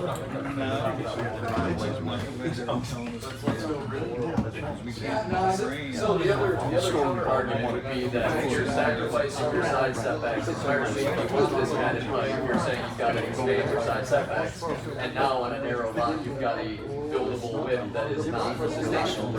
So nothing is gonna impact your side setback. It would if I can't exceed the 1/5 slope and I want to Excuse me, increase my everyone, we're setback. recording this meeting because we'd like to be able to show this to people who aren't here today, so we can try to have one person talk at a time and allow Justin an opportunity to repeat the question so that the people who are watching it later can hear it. That's very much appreciated, thank you. You understand what I'm saying, that if you're gonna increase the slab height, if that's the end game here, but we can't exceed the 1 to 5 slope, what you're having to do, if you want the increased slab height, which again is the end game. Yeah. You're saying that now in order to maintain that 1/5 and get my slab height, I've gotta grow my side setback. So now I'm narrowing my house. Yeah, so, And to a potentially non-viable width. yeah, so the question is, and this is something we've gone through, is that we are not, is about, if we're saying it needs to be a 1 to 5 slope, I'll get you after, sorry about that. If we're saying it has to be a 1 to 5 slope, and we're pretty much saying you gotta be at this elevation, how does that impact your setbacks? We are not, if your setbacks are 7.5 feet, let's say, in certain areas. Yeah, well, I think it's 7.5 on Capri, and I think everything else is about 10. So if you have a 7.5 foot setback, we are not saying you gotta squash your house down until you get to that elevation. Like, pretty much, that's where the term goal comes into play. If you can't get that, so like right here, what we're showing is that, right, the slope actually goes beyond the setback. And there's actually a different view that we can show that the house actually, you know, it slopes, but the house sits on the setback line. To where we don't want to have the slope issue govern your ability to build to your setbacks. And again, anything we're doing here, there is nothing we're doing in the program that is gonna say, although you have a 7.5 foot setback, we're sorry, you're gonna have to be 12. No, we're not doing that at all. It's where you will build to the you will build to the setbacks. Anything within that setback area is pretty much, we can't touch that. I understand. What I'm trying to say is that your goal versus what is being described with the slope are counterintuitive. Okay, so well, what we're saying is that there's a goal, but then there's certain no, we're not saying that, because there are places on, if you look at the tips of Capri, that's higher. We can reach it in a coastal A, because really, this is coastal A, and this is velocity zone. And so you have that area that wraps around the corner there, and there are some areas to where we're gonna hit, I feel confident we can hit the 76. There are some areas to where it sounds like you kind of see it already, we're not gonna be able to do it. And that's where right now, if we built this home based upon the codes, then we're a no-fill city. And so we're just gonna put back what we have. Right. And we don't think that's a feasible option moving forward. And so what we're doing is that we are providing a program to where it essentially says, okay, here's the theoretical, but we understand the real world is the real world. And we want to go ahead and provide a series of pretty much step downs to where contractors or designers can come in here and they can say, okay, well, guess what? My site doesn't work with this pretty picture. My site's different. I have a narrow site. I have a pie-shaped lot. I have small setbacks and all that kind of stuff. That's going to happen. It's probably going to happen in permit number 1, to be honest. I don't like And- the picture. What? I don't like the picture. Okay. You don't like it? Not round. Okay. That's me. So that is, What? All right. Well, when I get your number, you can draw some stuff. get me So, another one. No, but I do want to make sure that we're clear about the setbacks and about the fact that, pretty much we're not gonna take a lot that has a certain building footage or building footprint that you can have and more or less say, hey, sorry, you can't have that. You're gonna be able to build to your setbacks. Is whatever you can do within 2 feet. Well, No more. so the 2 Whatever foot you is can only do. for this coastal A and B application. So, as long as I'm pissing people off, let's go ahead and do this, okay? We need to change this picture. Not like you do services, as you start from the property line. So Slope 1 to 5. this is where in the program I'm going through all this and everybody's That's smiling what and you nodding do. and saying they agree. So But I guess no that's not gonna happen, right? So, all right, so this is a coastal A, but I'm not there yet. Give me a second. Coastal A, you see how we're using a stem wall? So this is the one I want to show. It's not gonna be zone, Yeah. You've got an issue there. Look at this wall. That's different. it's not an easy. It still has the same issue. Okay. So I can see, that you get the little brick on the side that's in the shadow there that Okay. isn't visible, but Yeah. now your flood vents aren't within 12 inches of grade. But that's a stem wall. That's what I'm saying, is your flood vent is up above your slab, which is now not within 12 inches of grade. So you are allowed stem walls per FEMA in a coastal A zone. I understand that, Mhm. but your flood vent still has to be a distance from grade. Stem wall regardless. Okay. Okay. Yeah, it's not exterior on it. It's interior, yeah. It's interior, not exterior. And so a stem wall, you don't have to have flood vents underneath the stem wall. I understand, but Okay. your stem wall is gonna be above your slab here. No, so your stem wall I'm is sorry, I'm sorry, your flood vent is going to be above your slab line, Yes. which is now not proximity to grade. I will take a look. I mean, if it's 12 exterior, we'll take a look. I thought it was 12 interior. It's It's interior. not even too big, so it's gonna be interior, exterior, depending Okay. on, so that's what we need. So, but no, I mean, I would much rather deal with this now before, before I can make an edit versus go back and forth and be like, hey, my bad. So, all right. As someone that's failed inspection over it before. Yeah, well, it was your team, not you. Come on now. So, all right. So for this one, so this is a situation to where I think the less FEMA overlays we have on our property, this will all be online too, so you don't have to get me a picture if you don't want to. So, the more or the less FEMA restrictions we have, obviously, the more opportunities we're going to have to meet our goals. And this is a scenario to where we're in a coastal A, or I'm sorry, we're in an A zone, straight there for the record. We're in an A zone, so we're pretty much, this is where we talk about your scenario, to where we're going to have that retaining wall. Now, essentially, that retaining wall, we can't have that footer be on the property, so there really is a slight difference between, there's a slight difference between the actual property line and the face of the wall, 8 You inches, see 4 how inches, much something work like it that. is? You see how much work it is and how much expenses, and the two neighbors are gonna kill you every day. They will be on your door every day, and they will be in the city here every day. Okay.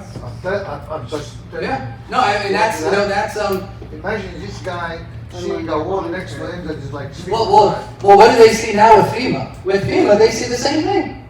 With FEMA, they're seeing the exact same thing, because this person had to build, so they still see that wall. They're still seeing the same wall. Don't see it. It's just, they just see this wall in a 30-foot tall house. When before the program, they would just see the 30-foot house. I mean, I think both kind of are not the best, you know? But at least one kind of gives us an opportunity to prepare for the future, prepare for, you know, kind of maintaining traffic flow. And that's one thing to where we wanted to show this, is that, you know, we actually talked about doing another rendering that shows what this house. Lawyer with business. I also own a law firm, so this helps too. No, so the one thing we were talking about is actually doing a rendering like this, because again, when you look at it, you're like, oh man, that's big. That's big, but that's what homes look like right now. So we may need to do the rendering just without the retaining wall, so you can see, oh, guess what, it's still a big home next to a small home on a. I see $40,000-$50,000 worth of work, you know. Walls, dirt. Then the neighbors What do you are gonna be what do you think that home costs to build? Those two guys will be very, very upset. What do you think that home costs to build? I mean, your price and stuff, what do you think? Like 1.5, 2? Yeah. 2? At least. Yeah.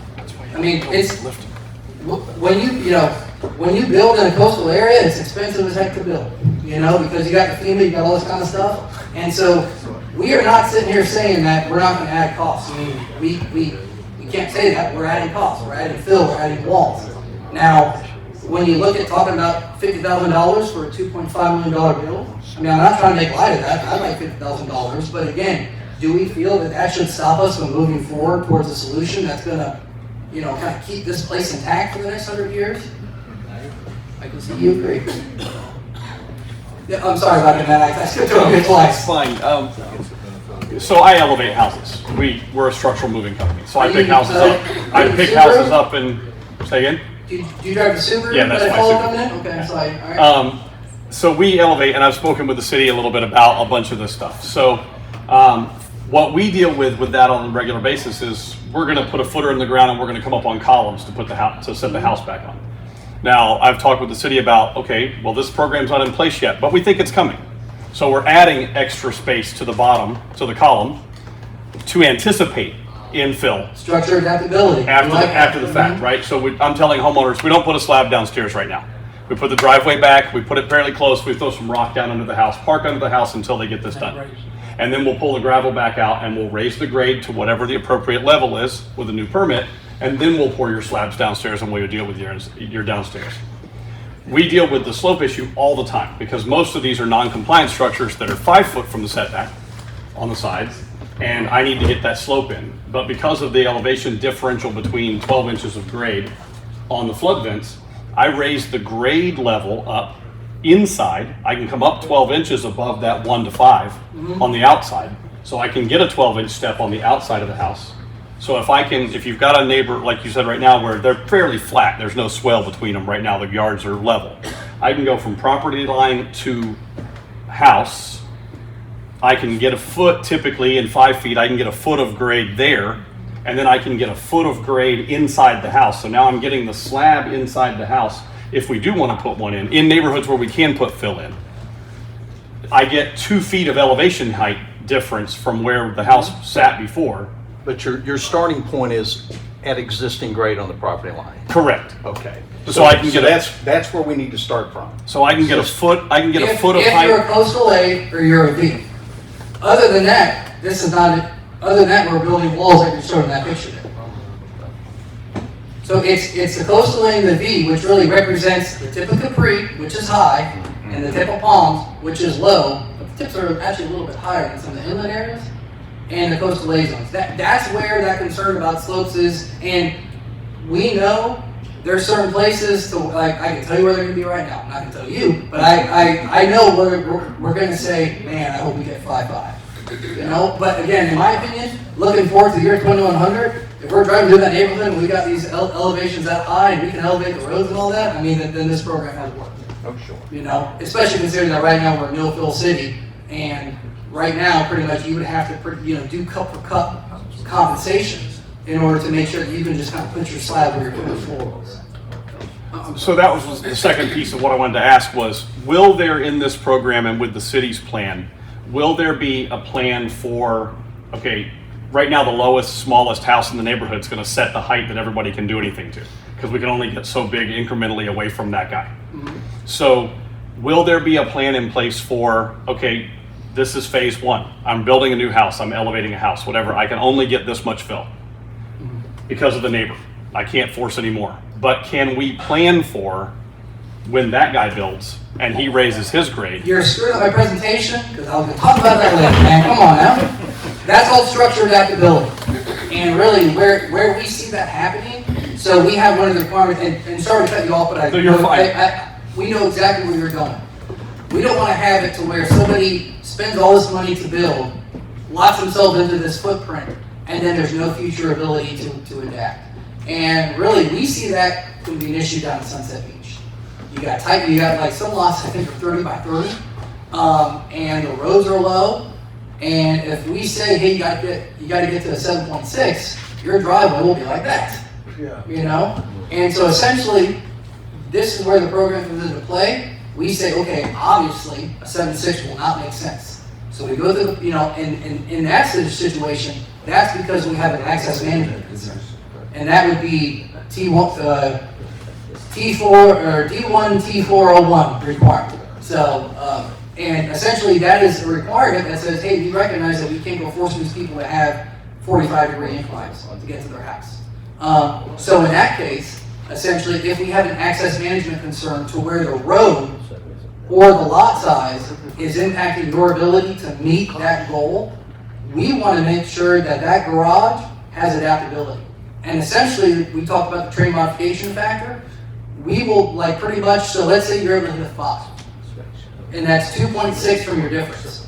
We will give you that height to where essentially you would need to submit calculations that show that, because again, in these areas that we're thinking about, that's going to be a retaining wall. We don't have this coastal lay and the V issue, at least for now, down in Sunset. So in that scenario, we would pretty much say, okay, we want your structure to be adaptable. We want your garage to be higher. We want you to submit calculations that essentially show that your structure can accommodate that additional earth and load. In the event in 30 years, you have the opportunity to raise the garage.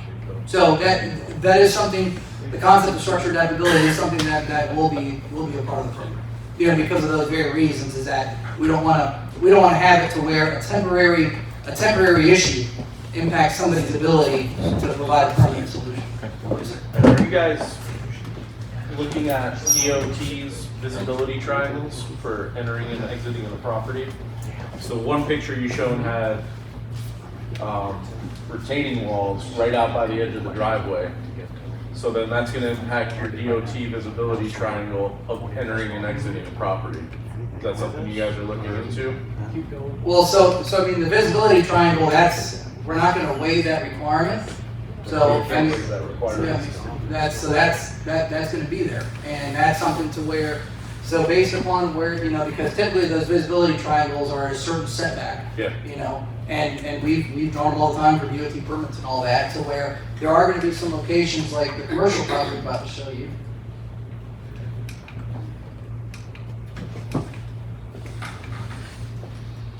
Yeah. So there, because again, those visibility triangles, they're about they're the driver's eye view. Yeah. So they're not you're not laying on the ground looking at them. No. So where I don't, and one thing I do want to. Actually, I kind of butchered my whole presentation, but we'll go ahead and we'll redo it again to see if I can get you all out of here. So this is a scenario to where this would be like on a DOT road. This is a commercial application, and that is something to where, just because we're saying you fill, we're not saying you can forget about everything else. And that's where a person working on this is going to have an engineer to do the design and layout and all that. So yeah, that's something an engineer will need to deal with. So. And again, this is a rendering that shows that dry flood proofing would obviously be used because we can put that much get out of it. So, yes, sir. FEMA's requirement for no more than 2 feet in ocean side of the coastal construction line. Yeah. If we bring the entire city up, roadways and everything up to that level, at that point, will they reset? Well, so FEMA, so when you talk about the coastal construction line, I want to make sure we're clear. You're talking about pretty much from the coastal A, the limb line, right? Yeah, effectively. Well, just because. Yeah, limb lot forward. I just want to make sure somebody snaps me on this, be like, oh, we can fill the coastal construction line. Be like, do not touch the beach, all right? Right. Let's be clear about that. So, you know, FEMA goes through their process every time they do a map update. They just did a big map update recently. Part of what they do is that they look at the terrain and they pretty much look at the current modeling, the latest science, and they do what they do, you know? So right now, we've been a no-fill city for, what, 15 years, you know, 10, 15 years, and our maps changed.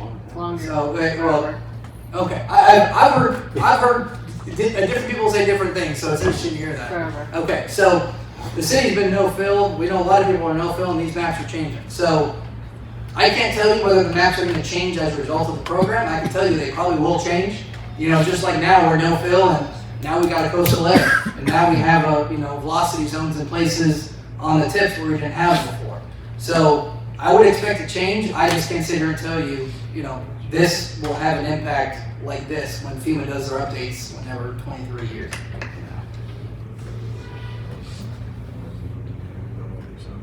Question? Okay. Yeah. And this may be even better directed to someone from the city. So the real world issue right now is I have a new residence I'm designing, right in the design phase. Okay. This is not adopted. Mhm. It's supposed to be perhaps adopted sometime in the summer. So what do? I'd like to go with this because it only makes sense. We're going to build a home that's going to be here 50, 60 years from now. But if it's not codified, and I came in with the plans now, they're going to say, sorry, you can't do it. So there's got to be some kind of, and I can't be the only one that's Yeah, no, I mean, you know, this isn't We're in the same boat. there has to be a bunch. I mean, this is, I mean, you're right. And to be honest, anytime there's new regulation in any city, this is an issue, right? To It's like a I mean, this is- homeowner going, hello, Yeah. what's going on? Well, and- Time and- is money. Well, and that's why I'm here to advocate, you know? So you can understand the thought process, the manual's online. We want to give everybody the tools that they need to say, listen, Can you know. we implement it now? What? Or is it something we can implement? So, well, right now the codes are the codes. And so, you know, what you can do is that you can look at the manual online. Which you, I've done, you know, thoroughly. and you can certainly submit questions. You know, Which you can I've submit done. questions and all that. And, you know, certainly in a polite respectful manner, of course. And then what we'll do is we can take a look and we can certainly clarify stuff. We want to have these meetings so people can understand what's coming down the pipe because we know whether it's now or next year in 10 years, there's going to be people, you'll be here again, it'll be your next client that have a house right in the middle of the design. There's no way that I'd we love can to stop see a that. preliminary site plan and Yeah. kind of get Mhm. someone's input to say you can move forward with that. Mhm. Because otherwise, Yeah, well, I mean, you know, I've got to go to no I mean, the fill city and I'm can't gonna say that be because it's not code. Yeah. You know, we can't have the city saying, yeah, you can move forward, wink, wink, nod, nod. You know, like, we can't have that because they have to go based upon the current code. Now, what you can do as the construction professional is that you can see what's coming down the pipe. You can see what manual's there, and really, I mean, that's gonna be up to you and your client. You know, I think certainly, I don't wanna speak for the city, but I think we would love to have this built under that I current would think environment, so. but again, that's a decision between you and your client. Well, And my with any regulation- client wants to adopt this. Yeah. He's all for it. Okay, Okay. he gets flooded enough, and he says, "Let's go for it." And I'm like, "I'd love to." Mhm. So, you know, my point is, if it looks like this is going to come to fruition, and I understand legally until it's codified, you can't do anything, but it puts us in a real. I'm in a spot where I'm going, I don't know what the hell to tell the guy. Mhm. You know, do we? Because if you want to. You want me to get into the construction drawings and the engineering to get this thing in for permit, Yeah. I can't bring in any fill. I Well, cannot meet your so- program, and then we got a brand new house Yeah. sitting for 50, 60 years that's going to be Well, I mean- like the 60s house. I have the same situation that we deal with clients. I'm an engineer, I work for governments and statewide stormwater rule. I know that's coming down the Yeah. pike. I have to inform my client based upon their specific parameters about what I feel is in their best interest. And That's why we're paying the big bucks, right, man? So, you know, that's just something I think you're gonna have to talk about with your client and determine based upon their stressors, based upon their timeline, based upon how important this is to them. That's gonna be unique for each person. I mean, if we're talking summer, something like that, I mean, realistically, to get through design phase, construction drawings, engineering, for me, it's at least a 6 month to 9 month process. Right. So if we're looking to like, okay, this is gonna happen sometime, summer, fall, I'm good. Yeah. But we know how government works, so if all of a sudden And 2024 turns into 2025, Yeah. then I've got a problem. Because I've developed a set of plans that they're gonna say you can't do. Well, no, and from our standpoint, you know, I think schedule's been important that we share that. We have the schedule online. I think I said earlier here, we're looking at the summer. We've been presenting to. What? We're still waiting on the state's review.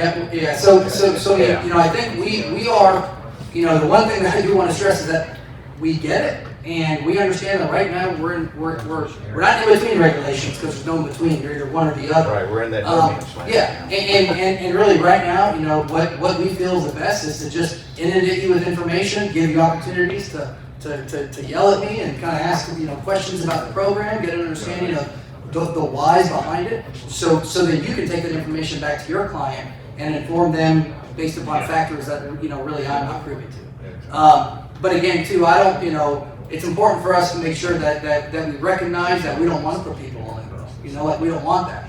And you know, if it were up to, you know, I think there are a lot of people that like to see this enacted tomorrow, and we're just not there yet. We have to go through the process. There's still work to be done on our end. You know, we're still getting that community feedback, but I mean, we're all signs right now. Again, I can't commit. I can't sit up and tell you it'll be this date, but based on the feedback we've gotten from LPA to date, and you can go back and review that too, because that's all online. I feel positive. You may feel differently if you review it. I think that there is a desire to move forward with a lot of the key principles of the program. But that's about all I can say. I can't, you know, I can tell you more than that. What's the last domino to fall? You're talking about an August adoption date. What's happening in August? So, from a procedural standpoint, what we have to do is that we're going through LPA, so we have to present, you know, kind of, and we're also going through state approval, because the state has to approve our floodplain or our floodplain management ordinance revision. And essentially, right now, we're going. What's up? Who in the state? DEM, FDEM, Florida Division of. What's their time frame after the August? Well, no, they have it now. They have our updated ordinances now. So they make. And they've had it, and we're communicating with them. I don't want to speak on public record about the state schedule without knowing that, but I can tell you, we email quite often. It'd be so quick. Well, I'm not saying that. So, but what I'm saying is that the state has it. And really, we don't see the state timeline. You know, it's a timeline, so it's going to have an impact on us, but it's not going to be like, hey, it could be summer or 2028. We're not saying that. That's why we're talking summer. We feel that's a good sweet spot for, you know, to kind of record. And that's not saying that it's going to happen on the last day of summer. I mean, you know, but again, I think when we're talking about how to inform the community about the general timeline, we're going to have to pretty much go to LPA. We got to have the you know, we've been to them, because again, this is a lot to chew on, you know, and so we didn't want to just come to the LPA and say, hey, here's what we're doing, here's our presentation, you know, adopt or don't adopt. You know, this is important to us, and so what we've done is we've came back and we've talked hours about seawalls, hours about stormwater, hours about train modification, hours of, you know, and it's just a lot to take in. And I think the LPA takes this seriously, and they want to get it, and I think, you know, as we go through it, just like anything else in life, the more you talk about it, the more you read about it, the more you hear somebody talk about it, it's going to kind of sink in. And I do think that there's a lot of comfort in some of the procedures, or let's say the recommendations we're providing. I'm certainly not going to say they're going to adopt it, because they could come back tomorrow and be like, yeah, we thought about it stupid, we're not going to adopt it. But based upon the information that's online with those YouTube videos, take a look. My opinion is that I think, generally speaking, there's support for the program and a desire to move forward. Well, I mean, certainly there's been an incredible amount of time and money put in creating all this, so yeah, I'd be surprised if it's not adopted, at least a major portion of it, for sure. I mean, yeah, I'd be you know, totally surprised. you know, kind of my role is stick to the technical, answer the questions that are there, provide the information to the public, get the public's feedback, incorporate what we need to, and kind of keep your head down and move forward. And you know, I don't think it's appropriate for me to even, you know, it just but the timeline, we gotta get LPA adoption, and then we'll go to commission, and then for the commission, it'll probably be workshopped once, and then, It's up to them. that's. Is there a commission meeting in August that you guys are pointing towards? Well, there's, There's multiple commission meetings. They'll decide if they want to hear it in one workshop or break it up over multiple, because it's a lot of information, and then it'll have to go through 2 formal readings to adopt the ordinances in the manual. Okay, So minimum of 3 commission meetings. minimum of 3, but there's multiple. You keep saying August, I'm just wondering what's happening in August. We have 2 commission Yeah. meetings generally each month. Yeah. July is just 1. This month we're looking at probably just having 1, but generally speaking, there's 2, and we're just trying to fit it into that time frame the best we can. And so just getting back to this gentleman's, if it does get adopted, and I also have a project that's in the works right now, it's just leaving planning and zoning to go to the building department. How easy will you make revisions, because I want to build to the new code as well once it gets adopted. So are you gonna make that process kind of easy for the people that are in the pipeline right now? Is that a fair question? like, what do you mean make easy? Well, yeah, I mean, obviously I want to raise up 24 inches if I can. Being a structural addendum. Yeah. So let me clarify, that's a question of if you have something in permitting now, but you would wanna come in and do a revision on it? Is that- Correct, yeah. that's Cool, the right. question? We're just Okay. clearing the planning and zoning board, hopefully this month, the end of this month, go to the building department. Okay, And I don't know how long it lasts in there, but it's gonna kind of coincide with this August timeline. Yes. Let's say it gets adopted, we're gonna wanna make revisions to the new code. Are you guys committing to working with people that have, like myself, that have projects in the works? yes, we're actually working make it on easy? language to put in the P&Z authorizations that the P&Z knows that this may be coming, so you don't have to go back to P&Z, and that it just would go straight back to permitting. Straight back for a You want fairly a simple. streamlined. Yeah, streamlined revision, Streamlined basically. revision, yeah. Not a whole start from the beginning. Right, Yeah. right, because all you would be doing, Is my understanding Yeah. is, Racing. your foundation would be 2 more courses of block. deeper, Right. taller, Yeah, a little fill. and basically it's site work. Correct. Okay, good. Yeah, I mean, unfortunately, it's a very valid question, but it's like a magic 8-ball question. It's like, we can't, but so we're just trying to give you as much information as we can, provide a general idea of the timeline, and then we just kind of encourage you to kind of stay in the loop through the LPA meetings, through the commission meetings. The city does a really good job of advertising information on their social media. You will not have there will not be avoided information as far as where we're at in the process and kind of what's coming down the pipe. So, yes, sir. I was just curious, in the areas that have been hit in the storms south of us and on the East Coast last year, is this pretty much what FEMA's implementing in those areas that are catastrophic, that, Yeah. are full knockdowns and rebuilds? So FEMA really is so building focused, Yeah. FEMA is really building focused, and FEMA kind of leaves some of the site stuff Up to the municipality. either conveniently vague or up to the municipality. So, one thing, and I'm really glad you brought that up, because I don't think I kind of hit on this, and I typically try to do it early on the presentation. Like, this is not hurricane be gone. Hurricanes are gonna come, and the terrain modification program ain't gonna save us from that. And it's almost like, pretty much the best thing for a hurricane, whether or not the terrain modification program gets adopted, is listen to your local officials and evacuate. Now, there are some smaller storm events, like some events that may be smaller in nature and may kind of result in kind of your inability to access your property. Well, that storm, and if we incorporate the terrain modification manual and we kind of build out some of these improvements, well, that's really where we think the benefit's going to be. To where we want to make sure that we are not selling the program to the public, to builders and all that, with the suggestion that this could be essentially the remedy for hurricanes. Now, the remedy for hurricanes is built per FEMA, Elevate PFE +2, build your foundation according with what the guidelines are, and evacuate. And that's probably always what's it.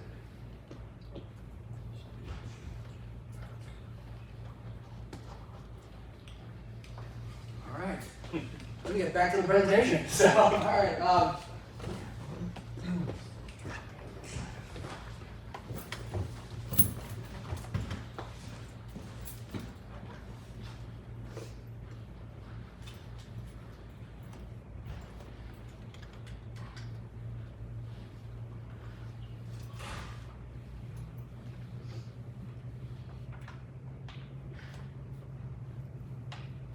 All right, so now I want to talk about the use of the manual.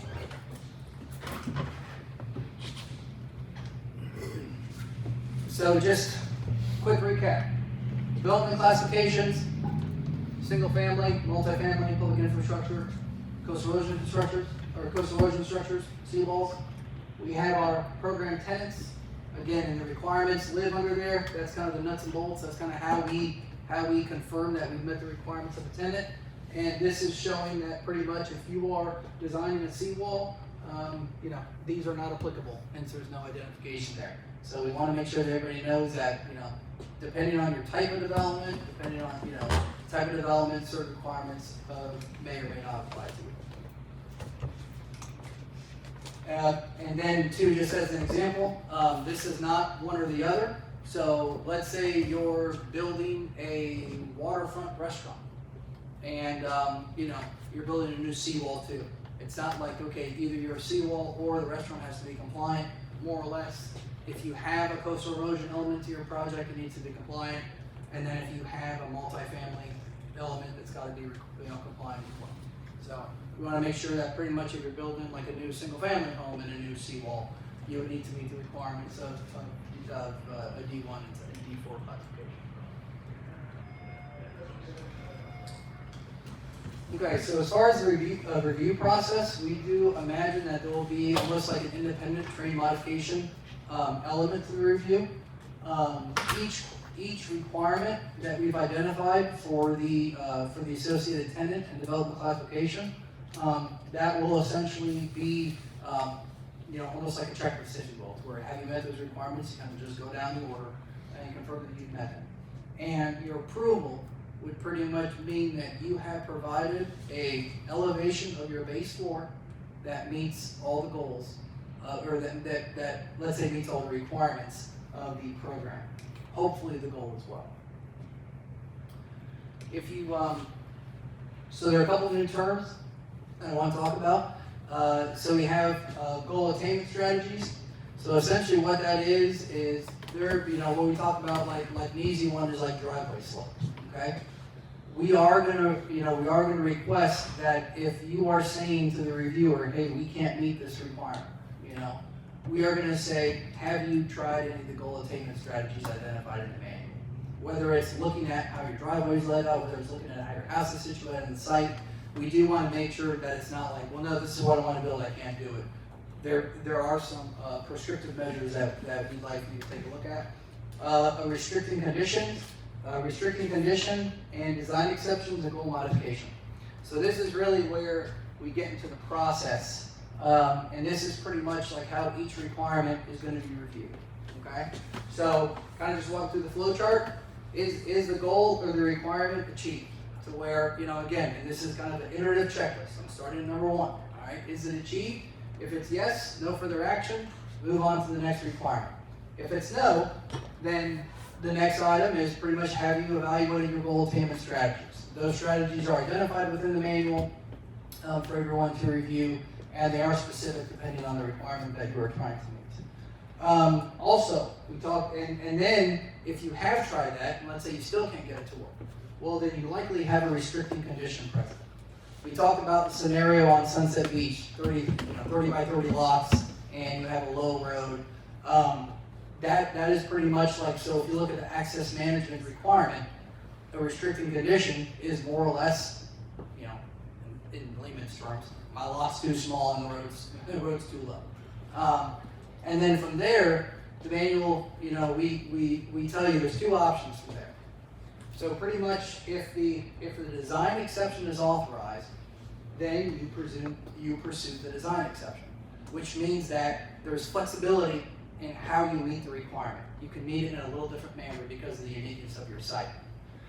For some, it's not needed a little different way. It's either, okay, well now we've got to start stepping down the goal. And that's where we talk about pursuing goal modification. So in certain scenarios, you may go through the process, and again, you may find that, all right, I meet it, I'm on to the next one. No further actions needed. In some other scenarios, you may get through and find that, okay, a design exception is authorized, and I'm going to pursue that design exception. And again, these are all numbered, where when you submit your application, it would be for requirement D1 T401, I am pursuing design exception number 2. And they're all laid out in the manual, numbered to where, you know, you can relay that to the reviewing entity in a streamlined manner. And then also, there's going to be places for where, you know, even though we may want it, the design or the goals are not going to be met. And that's where we talk about pursuing goal modifications.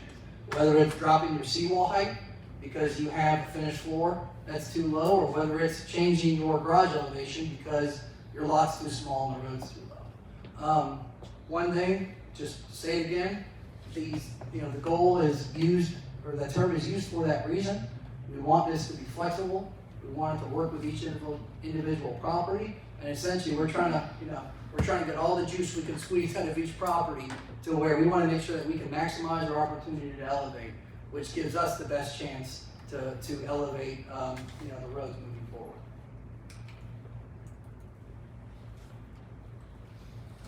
So if you look through the manual, this is kind of like how a requirement is structured.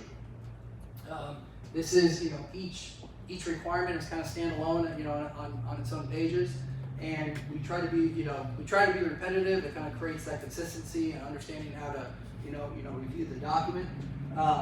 We will have, we'll have it to where, we have specific headings for each requirement, to where if you have a reviewer that's saying, oh, well, you're not meeting your D3 2.02 requirements. Well, we got nice headings. You go back and take a look, and you can go right to that page, and then you can start understanding kind of what that requirement is, and let's say what the reviewer is looking at as to why you may not be needing that. And then also too, we've identified, I think we've kind of understood that together today. Something that the city must recognize pretty early is that nothing here is in a vacuum. Like everything is going to impact everything else, whether it's a fence or something. So what we try to do within the manual is that we try to say, hey, listen, if you're reviewing this and this is applicable, take a look here, take a look here, take a look here. We want to make sure that we identify what else are kind of like adjacent or similar to where, try to point everybody to where, again, the goal of this is to where everybody is as streamlined as possible. I mean, with anything else, there's going to be a learning curve, pretty much on the review end and on the design end. But the goal is to give enough information to where people can start to understand, okay, well, if I'm having trouble here, I also need to look here to make sure that I'm not, biting off my nose, just by my face and trying to meet this requirement. So we talked about goal attainment strategies earlier. So this is one to where, we talked about, kind of siting of your house. If we have let's say we're in a coastal A zone or a V zone, we have that 24-inch fill requirement. And essentially the highest, and that's based upon existing topography. And the highest point on that site is going to be the slab, the slab of the existing structure.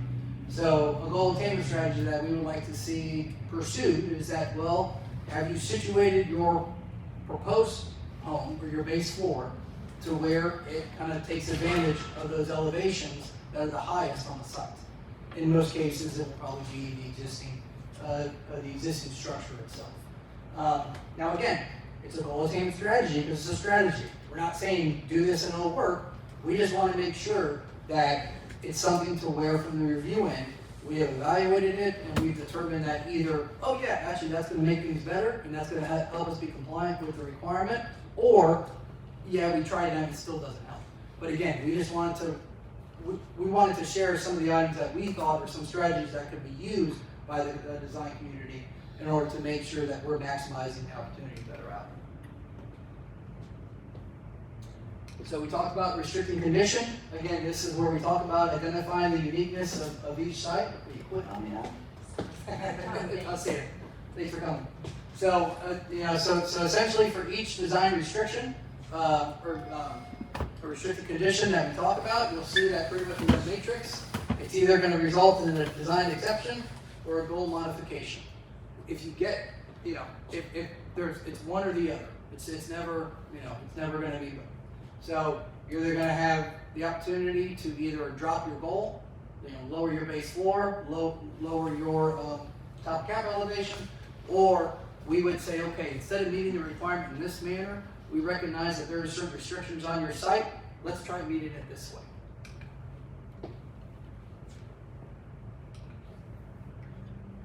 So design exceptions. Okay. So this is, for single family homes, for roadways, part of what, the city has requirements that we're kind of proposing for them too. To where this is something to where when the city goes and does a project, there are certain goals we want the city to meet as well. And that especially is true when it comes to reducing the precipitation-based floodplain limits. To where there are going to be opportunities for the city to where essentially if you size for that larger condition, there may be opportunities to kind of tighten in these rainfall-based floodplains. And as we tighten in these rainfall-based floodplains, I think we provide greater flexibility for the adjacent property owners. So that's why we talked about having, kind of an idea, kind of a rubric being set up to where we can say, okay, if we go in and we pursue this project, how much floodplain reduction can we get? Can we stop any overland flow transfers from happening that could negate the need to, push in a wall or something like that? So I do want to make clear that this is not something that we're just saying, okay, it's all on me private property. The city has a big role in this too. And anytime they do a public infrastructure project, there are certain checks and balances that they would need to go through similarly as well. And then lastly, goal modification. I believe this is the driveway example we talked about. Nope, erosion control structure. So essentially, this is the one that you spoke about to where there may be, we have a requirement called elevation relationships that's in the coastal erosion structure development classification. And essentially what that says is that you have to make sure that you maintain certain elevation relationships. The most important one is going to be between your finished floor and your top cap. So if you pretty much say, hey, you want elevation 5, I can't maintain that elevation, I don't meet the requirement, you would pretty much be eligible to pursue a goal modification, which is more or less the fancy way to say drop your top cap in order to get to maximize the elevation opportunities that may exist. So we talked about the terrain modification adjustment factor. We actually talked about structure adaptability. I wanted to prove to you I had it in there. So seawall adaptability is also another concept that we discussed at the prior LPA or the prior meeting. I'm going to gloss over that because that was another hour conversation there, and y'all can take a look at it if you want to understand that. So exclusion zones. That is something to kind of let's talk about the gentleman's question about tying in at the property lines. So essentially, everything within this program is about maximizing the opportunities now and for the future.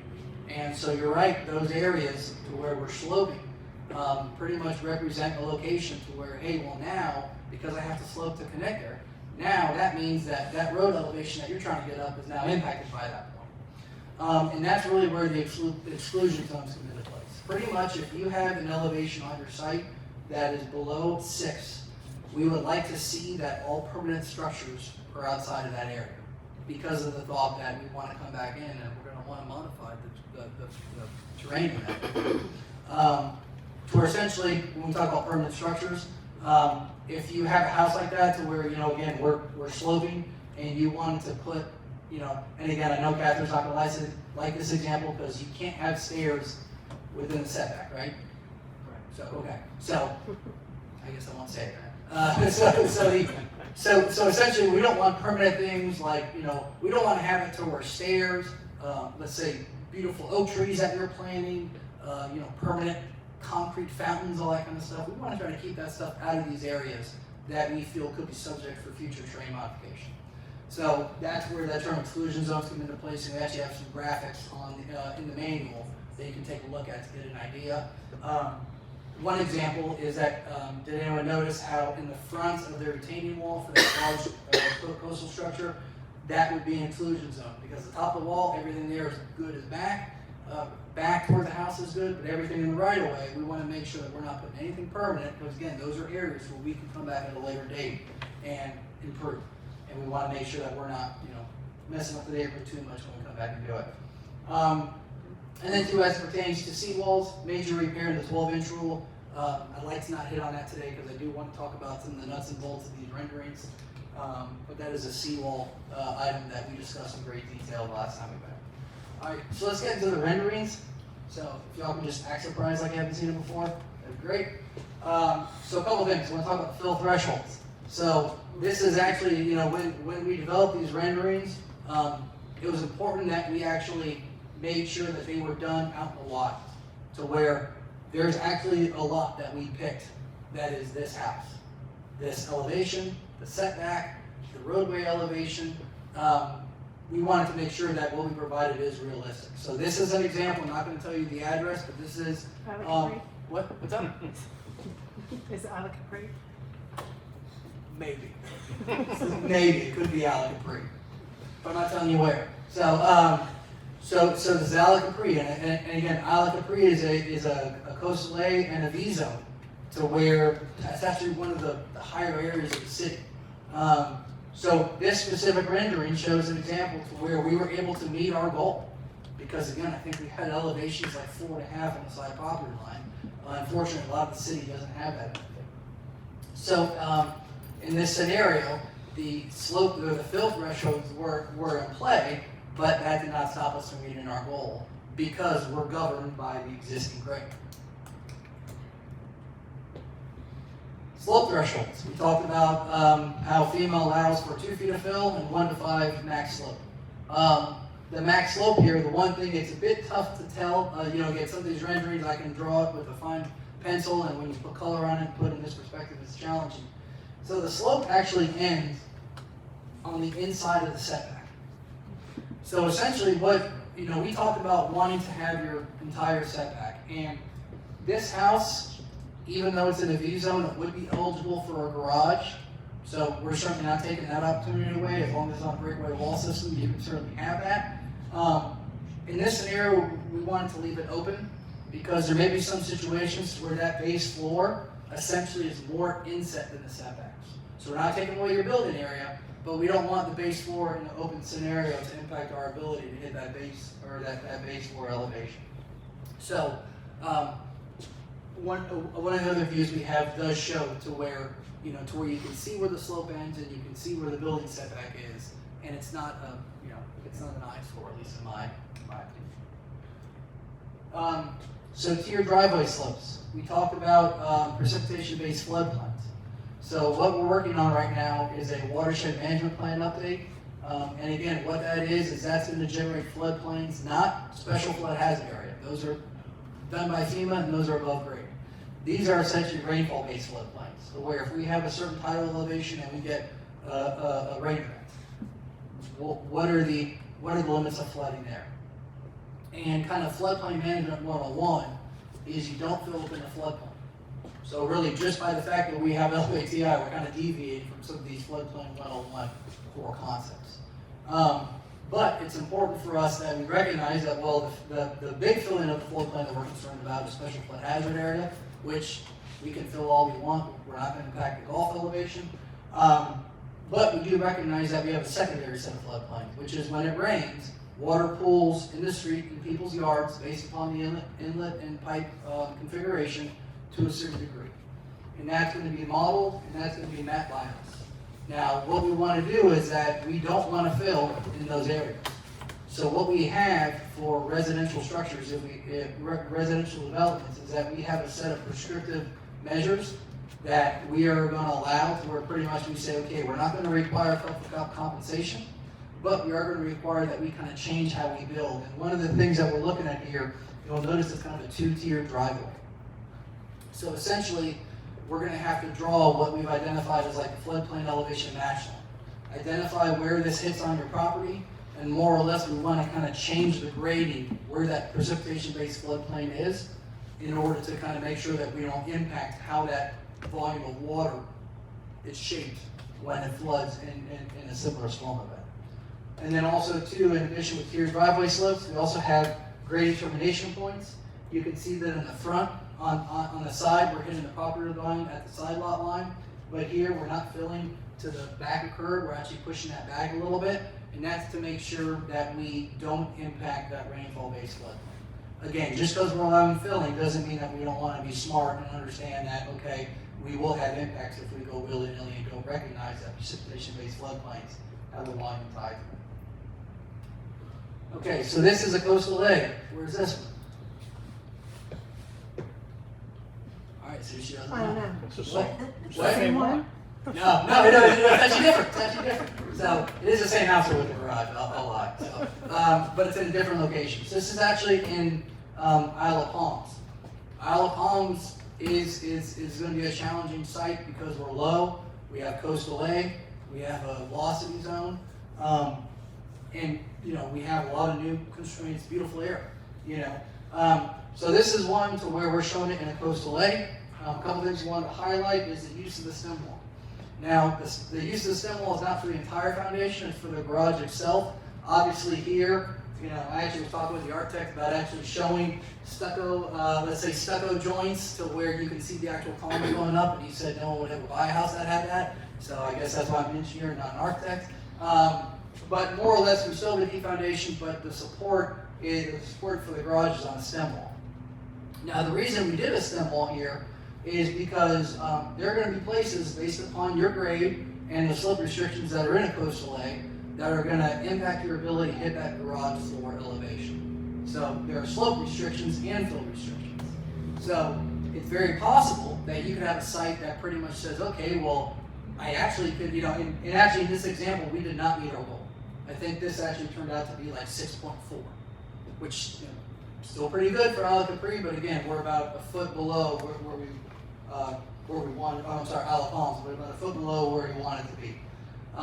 But essentially this shows how we, for the slope restrictions, we did not want to let the inability of us, those slope restrictions to impact our ability to maximize the fill blanket that's allowed for us from FEMA, the 24 inches.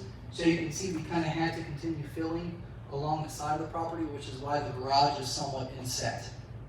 Also, another thing here, you'll notice that there's like a flat spot right here, okay? And that's where these overland transfers come into play. And there are certain areas to where the designer, and if you take a look at the manual, we have a little cross-section showing how you're going to have to calculate it. But essentially, this is an area to where there could be water that pools in here, and then when it gets really bad, it wants to kind of pop off in between the hubs. And that's kind of like the island's way of kind of relieving itself, if you will. I don't know why I said it like that. That's a little strange. But yeah, so that's kind of how the system will equalize. Maybe it's a more technical term than relieve itself. So when we do that, we want to make sure that we don't go ahead and just ignore that and pretty much slope right to the property line and then push that blob of water more into somebody else's home. So essentially, you're going to be required to pretty much match the cross-sectional area on the side lot line if you have a flow transfer at your location.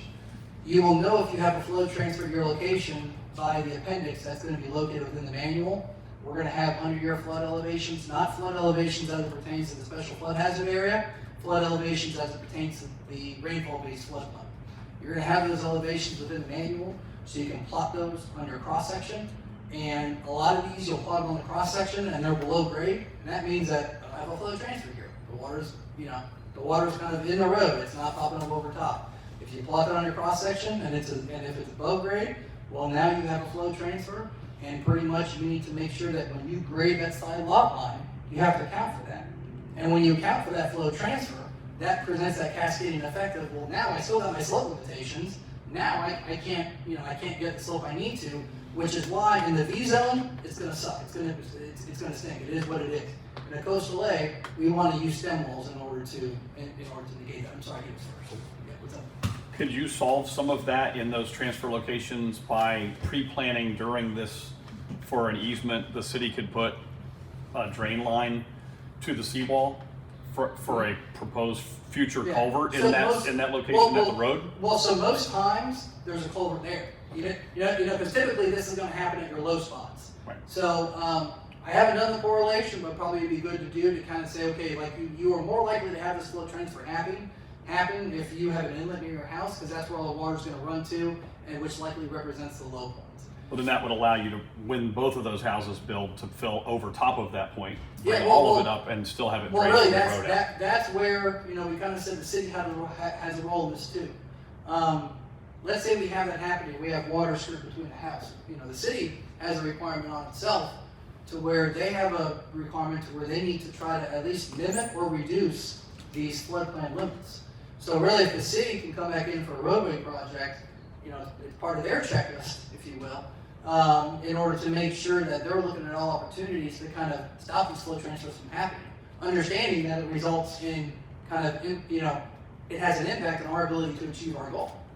And so, you know, that is something to where there's not necessarily, we're not looking at an easement being placed over that area, but we do recognize that as the city comes in and does drainage work, there are opportunities there to kind of solve some of these problems. Either, you know, unfortunately, it could be that house could be built and you could solve it 10 years after, and that's just kind of the way the timing is going to work out in some places. But there could be some places to where we resolve it and the building happens 5 years after that. You know, it's just going to, you know, it's going to vary on a pretty drastic scale. And we talked about creating that rubric for this, you know, working with the city, creating a rubric to understand kind of how we prioritize certain roadways. And certainly, I think overland flow transfers is going to be a big part of that. Where if we say, hey, we can spend X amount of dollars on this roadway and stop these 5 flow transfers, well, that will have a certain value to it. So question for you, just kind of walk you through, because I've emailed Catherine a bunch about this. I'm working on a design in Isle Palms, and you know we've got a seawall that's at 5 feet. What zone? I'm sorry. What? A zone. Just A. Just A. Okay. Okay. So we've got a seawall that's basically at 5, fine there. We've got, it's a ranch style house, we're going to tear down. Okay, so it's an L. So the house itself is basically 5.5 house slab. The garage slab's a foot lower than that, 4.5. When I get out to the street, I'm at 3.5. So being in an A zone, then I could run retaining walls down along the side to get that front low point up, right? Then the garage, where that existing garage is sitting at 4.5, would I need to, in other words, I could Are you take trying the to keep house. the garage? Pardon me? Are you trying to keep the garage? No, but there's a thing in your manual that basically says wherever you're bringing in fill, you're trying to max it out at 24 inches above that point, that existing point. For a coastal A and a velocity zone. Okay, only. otherwise then I could bring the entire garage floor Yeah. up. Yeah, you know, All of that, I wouldn't have yeah. to step up. No, Okay, and that's why too, you know, you know, probably this is an issue of how I present it. The FEMA stuff is so important to me that I'm like, we're stopped at 24 inches. And so like a lot of times even internally, it's like, well, no, it's not just 24 inches, it's 24 inches for these homes. That really only represent, I don't want to say a small fraction, but the majority of homes are in a coastal A. Right. Or a majority of structures here in a coastal, or not in a coastal A, just in a regular A zone. So in that scenario, now the only FEMA issues you have now is that theoretically if you want, you know, one thing too that I didn't hit on, so the city's code right now requires that you have a deep foundation of piles and everything. Right. So we're stripping that away. And if you're a coastal A and you're a V zone, you're probably still gonna have to do that, you know? You'll have to do it in any of those yeah, things. but- That's all been dredged and filled, that soil's terrible. Yeah, but in theory, Yeah. in some of these places, let's say you had somebody that wanted to buy 2 or 3 interior lots. You could slope it and build a slab on grade and meet your FEMA, you know. So it's not, you know, again, we try to have this where it's somewhat future proof, you know. It's not gonna handle every situation, but as land becomes more expensive and Treasure Island's a desirable community and people, it's not crazy to think of people buying 2 lots, you know. Somebody on the interior of Paradise Island or something like that, buying 2 lots and just building a compound, you know? Well, theoretically, they could have a slab on grade home because the codes would be there. But generally speaking, if you talk about a lot size, you can't fill. Right. You can't fill to get your finished, your lowest floor elevation here. Now, when we talk about the fill, yes, you can bring it in from FEMA standpoint, but that's where the goals come into play, is that there may be certain other things to where, you know, like let's say your road's a 3.5.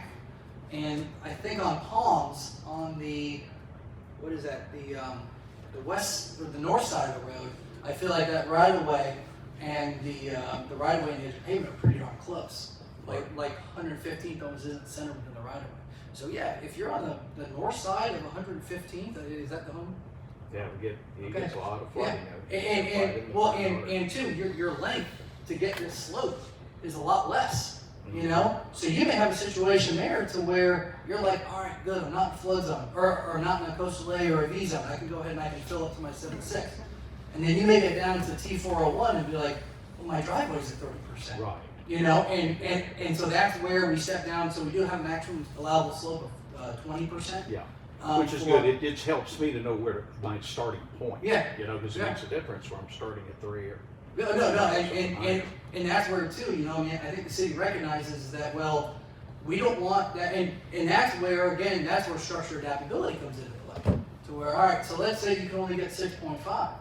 Well, we do want you to sit at the house that pretty much says that you can fill to 7.6, that if you fill to 7.6 within that garage, that pretty much you're not gonna be left with a 4, you know, that pretty much the garage can still be per code if you were to add the fill. We do wanna make sure that that's in there, to where if the next owner buys it, and the city's coming through and doing a roadway improvement project, we wanna make sure at least the opportunity is there, so. Answer your question? They did, thank you. So, getting to the A zone, or just an A zone, we talked about property harmonization. One of the things we want to try to avoid, not only for floodplain standpoint, but for, let's say, aesthetics, is really steep slopes. You know, drainage too. That can be an issue for drainage as well. And so that's why, or if we have slopes over a certain threshold, we want to make sure that we have retaining walls.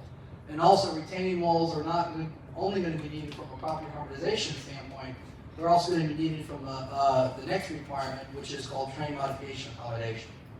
And what that essentially means is that we want the site to be future-proof. We want it to where pretty much your site can drain if we elevate to the right-of-way to that top of wall elevation.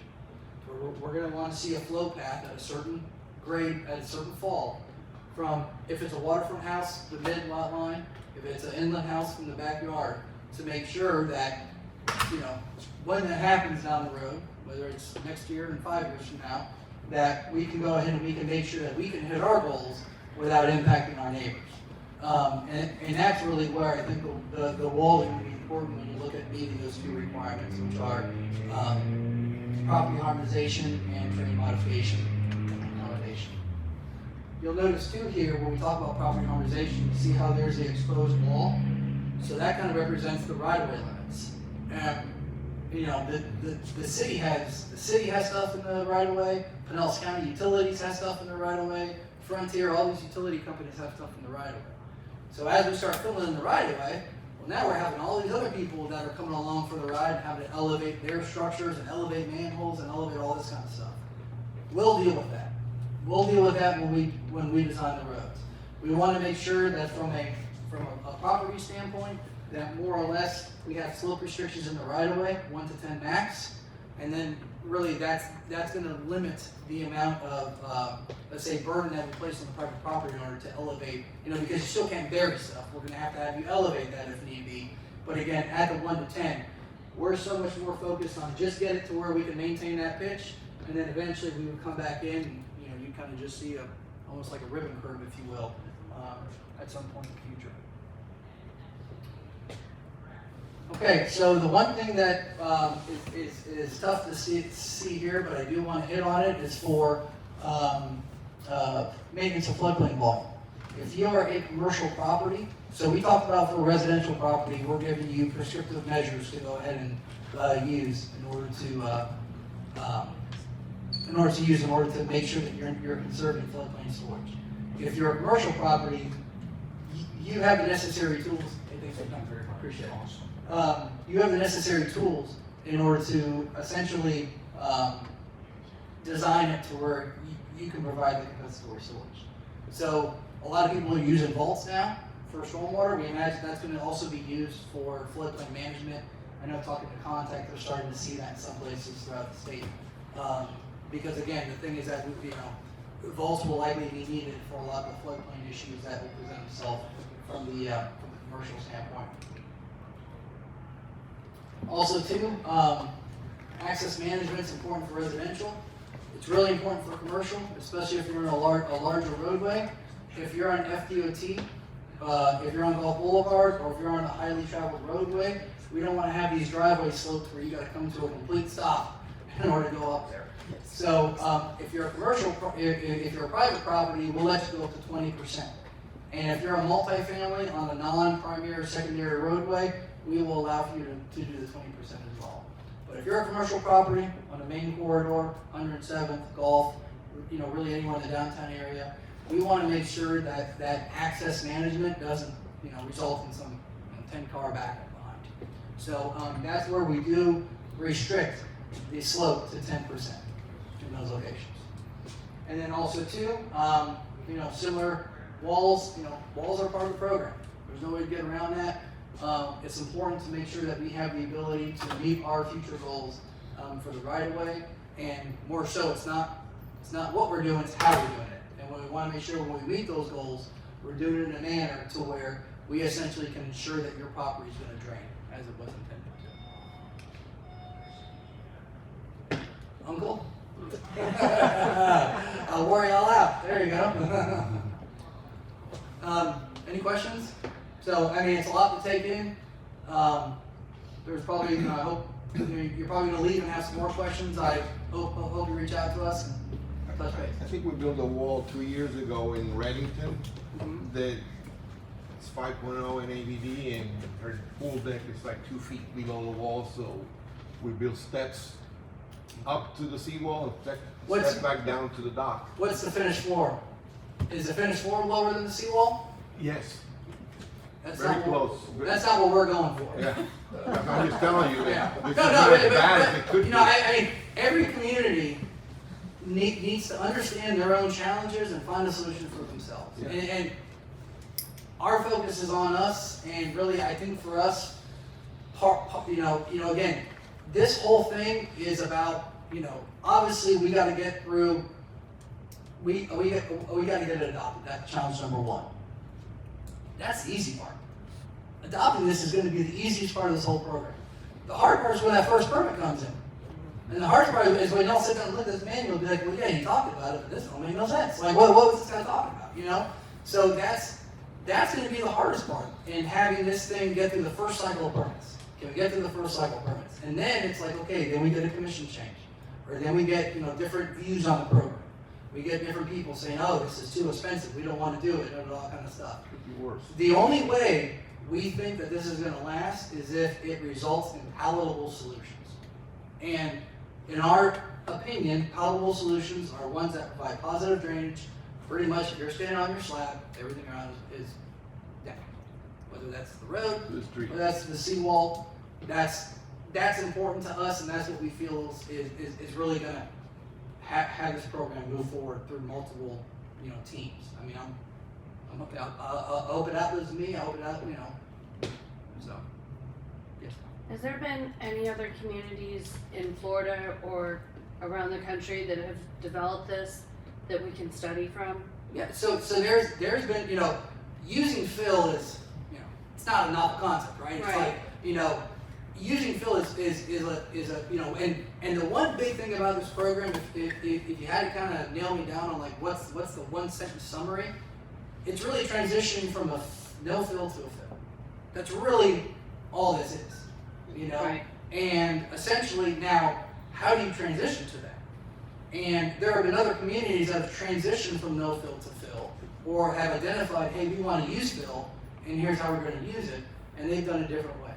So I think there's been some communities in South Florida that have more or less, let's say, instead of saying those are goals for the seawall or for the road, they just said, well, those are the requirements.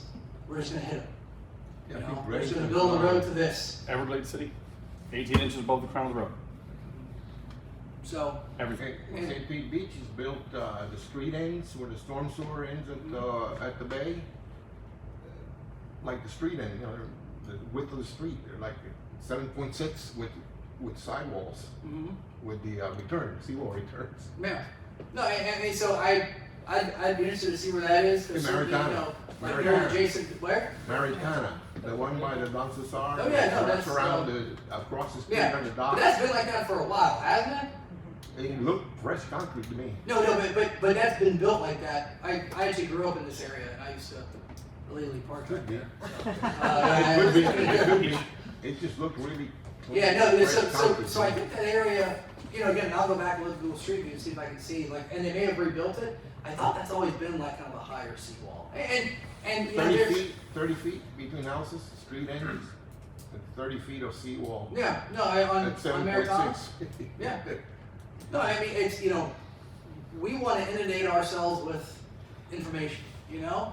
And, you know, the one thing that's kind of been exciting about working with the city is that I think everybody realizes that, okay, well, Florida has some challenges ahead of us.